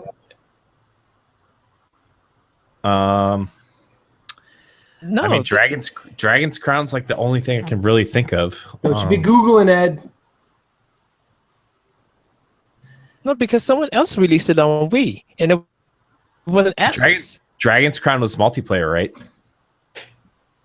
Yes. It was co-op, I We can- believe. Why the fuck did I just answer that? I'm counting that. That's 18. Why? No, I was asking. No, I was asking Ray and Ed. I was not asking you. We could go that direction if it was multiplayer, but now we know that it's multiplayer. So thanks, Matt, for the freebie. God damn it. I hate myself right now. Fuck! But well, we didn't ask if this game was multiplayer. We got to ask if this game. No, you don't have to now. You already know the answer. No, we don't. I just said it. I asked if Dragon's Crown was multiplayer. Yeah, and he answered it. Yeah, so now we know it's probably Dragon's Crown. Well, I'll just give you this because I thought you were Yeah. talking about the game at hand. The game at Oh. hand is multiplayer. This is not a question. Yeah, Muramasa the Demon Blade was developed by Vanilla. You're not supposed to Google, Ed. But it's not an Atlas game. It's Ignition. Who published it? Atlas didn't do it because Vanillaware is the developers, and Ignition is the publisher. I have a hard time believing because I have it on Vita. And it's at the beginning. It says Atlas. I think Atlas what- published it here. Ignition published it in the UK, I think. Could be. No, Ignition published it here. What? Dragon's Crown? Ignition published it. No, No. Muramasa the Demon Blade. How do we narrow this game Yeah, down? but to Dragon's Muramasa, Crown? Muramasa was released elsewhere, though. That's the problem. Oh yeah, How do we narrow this game down to Dragon's Crown? Whose turn is it? I should give it to that. Is it? We could think say, it's- but fantasy would also include. But it's on a 2D But there's- thing, so that's why. I can go. We can ask the developer. It was what the hell is the vanilla? Was it Vanillaware. Oh, Vanilla. I think. Was it developed by Vanillaware? Yes. We might as well guess. We know now. No, I'm going to keep going because he's going to get us on some sort of weird technicality on a game You're the we've last. never heard of. You're Or the something. last question. No, we have two more. Yeah, this is 19 technically. Did this game have a hand-drawn / painterly art style? Yes. Okay. But a lot of anime games do. Yeah.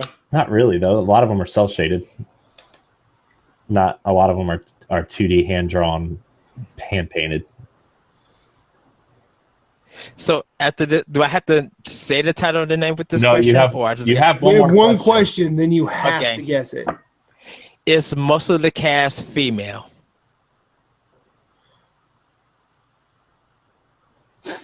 I think No, because they're half and half.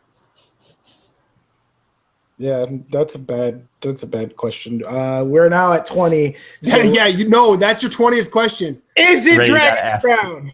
Yes, it is Dragon's Crown. Yeah, we win. That's like the first time we won in like. Because I was, as soon as he said Atlas, and I'm like, all right, and then it wasn't 3D, and then it wasn't this. I'm like, all right, so it's got to be 2D. And I love Dragon's Crown. I play that game still to this day on my PS TV. Right, and So, most yeah. and most of the art and right, I and most of played the earlier artwork they today were on showing there. for. Matt, most of the artwork that they were showing was female, so that's why I said is it most of the Okay. characters are female. Yeah, cast. I'm pretty sure there's an equal number of males and females in that game. Okay. Because I mean, I know that they were all big breasted, but it was just, it's like Nope, most of the cast nope. were There was only female. one that was big breasted and one that was big thigh. That was the because the fighter or Amazon or whatever she was. Yeah, she's she was definitely. She had thighs that could make Chun-Li look like a wimp. Yep. Well, Well, that was an episode and an episode. that was an Of course. episode. That was an episode. It was nice. It was nice to have like it was nice to have a group of oldies together. It was nice. I missed you guys. I miss So- those too. I'm young. Ray, because you have a significantly smaller list than our other guest, where can we find you?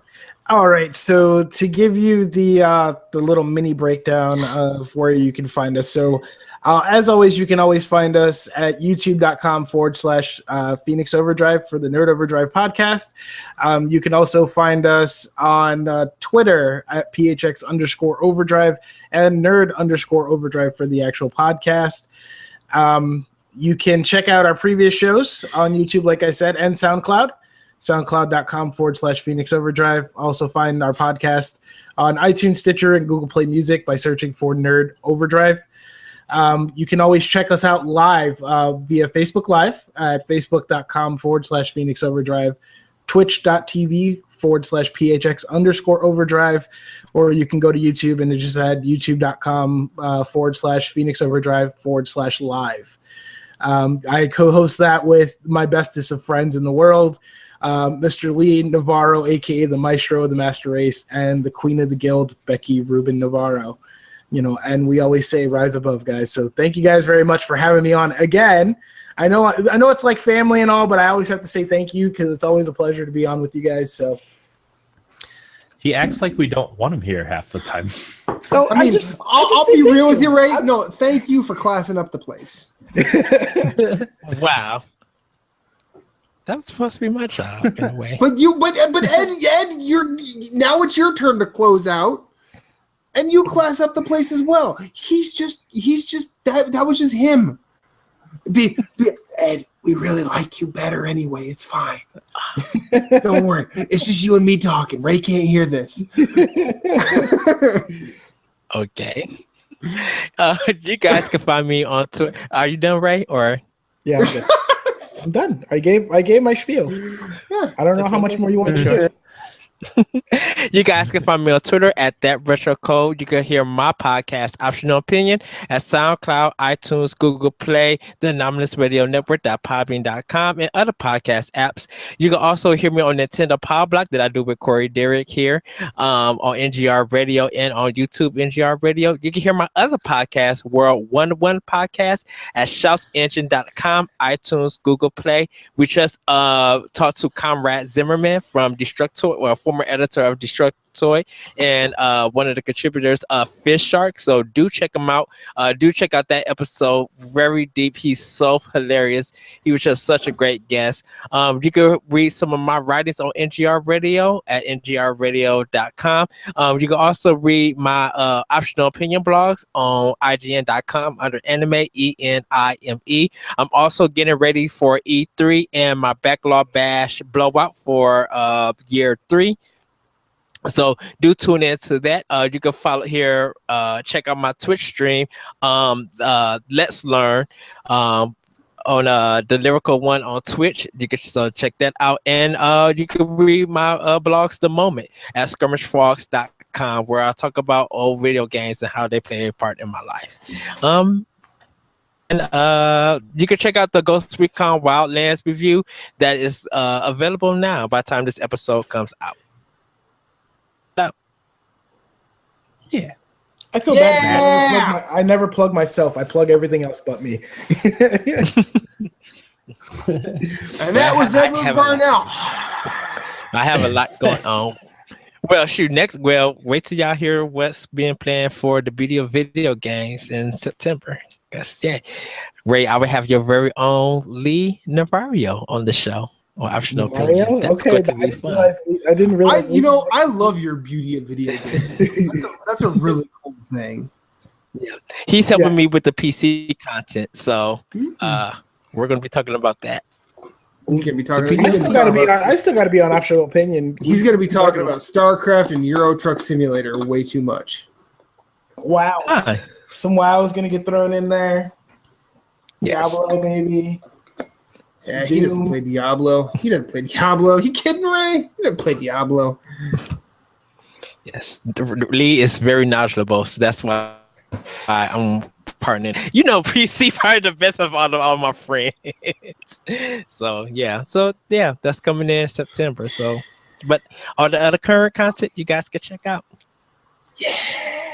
Yes. Matt. Also, we may have a special guest, Awesome World 1-1, coming next Monday. So check it out. Hit me up. I'm willing to guest. Give us a sneak peek, Ed. Cannot say. We shall see. You shall see.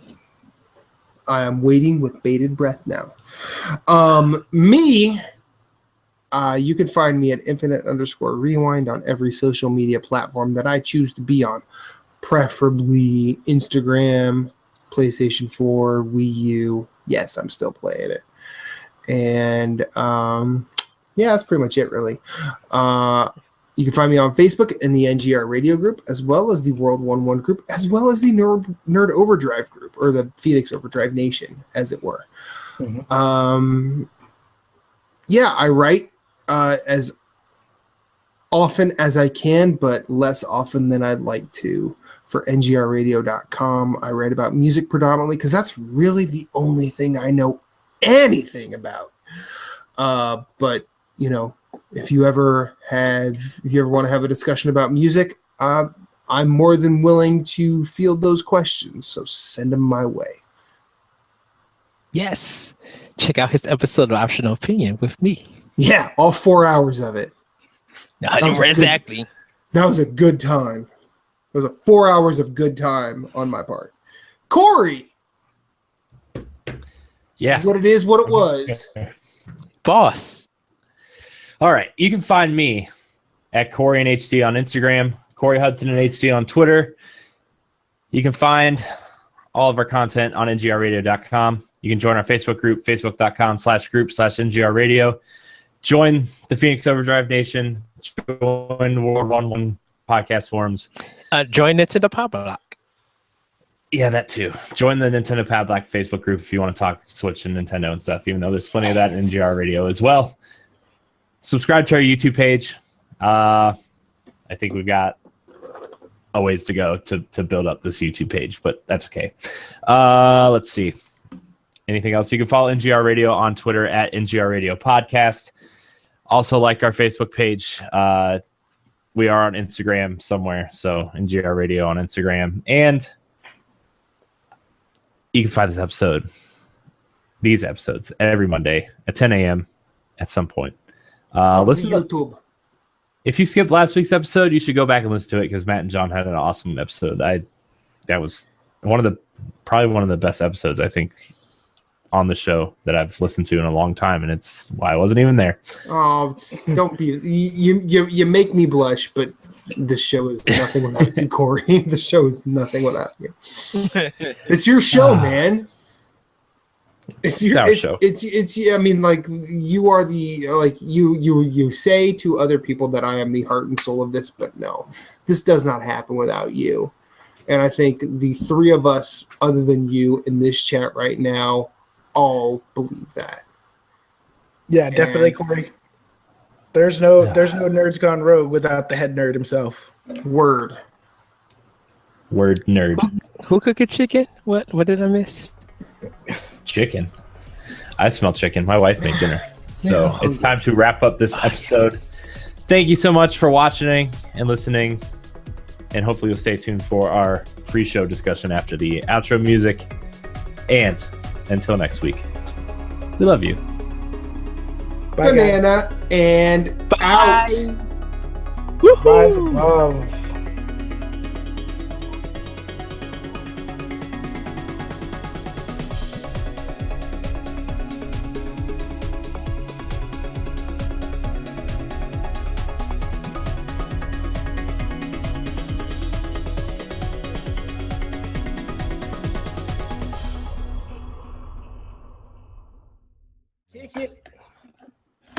Oh yes, boy. Okay. Yeah, Matt got it. Oh, come on. Ray, can you be Daddy Mac since I'm Mac Daddy? Oh Jesus. He's already Papa Ray. That's already enough. All right. Give me one second. Let me get to the end of this level. Yeah, sure, no problem. You know, this as we go live. We're only like 45 minutes late, you know. Yeah. That's all right. Yeah, due to life and circumstances, Nerd Overdrive hasn't recorded in a minute either, so. Okay. Actually, I got to record actually tomorrow. Yeah. All right, let's do this. All about Microsoft. On my way to the black market, son. Oh, jeez. All right. Is that a bodega? 45? No, 45. Spelunky, the black market. Oh. What? What did he I still want to get another Vita.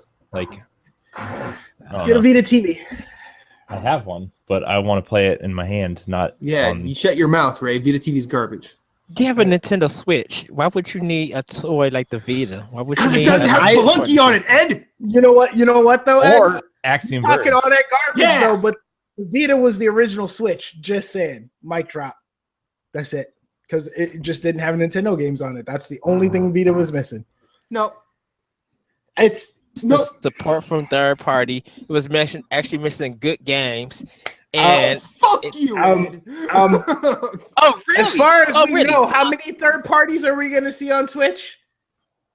It's still too early to tell. Don't go jinxing yourself because Nintendo. Persona 4 Golden on Vita. Stop. Right. That's to be fair, I have 4 third-party games pre-ordered for my Switch. Okay, and then that'll probably be at the end of the year, maybe 2 years. That was a joke. It was a joke. Oh, you have. The first Gravity Rush was on Vita. To be fair, I didn't buy my Switch for third-party games. To be fair, I bought it for Mario Kart and Zelda.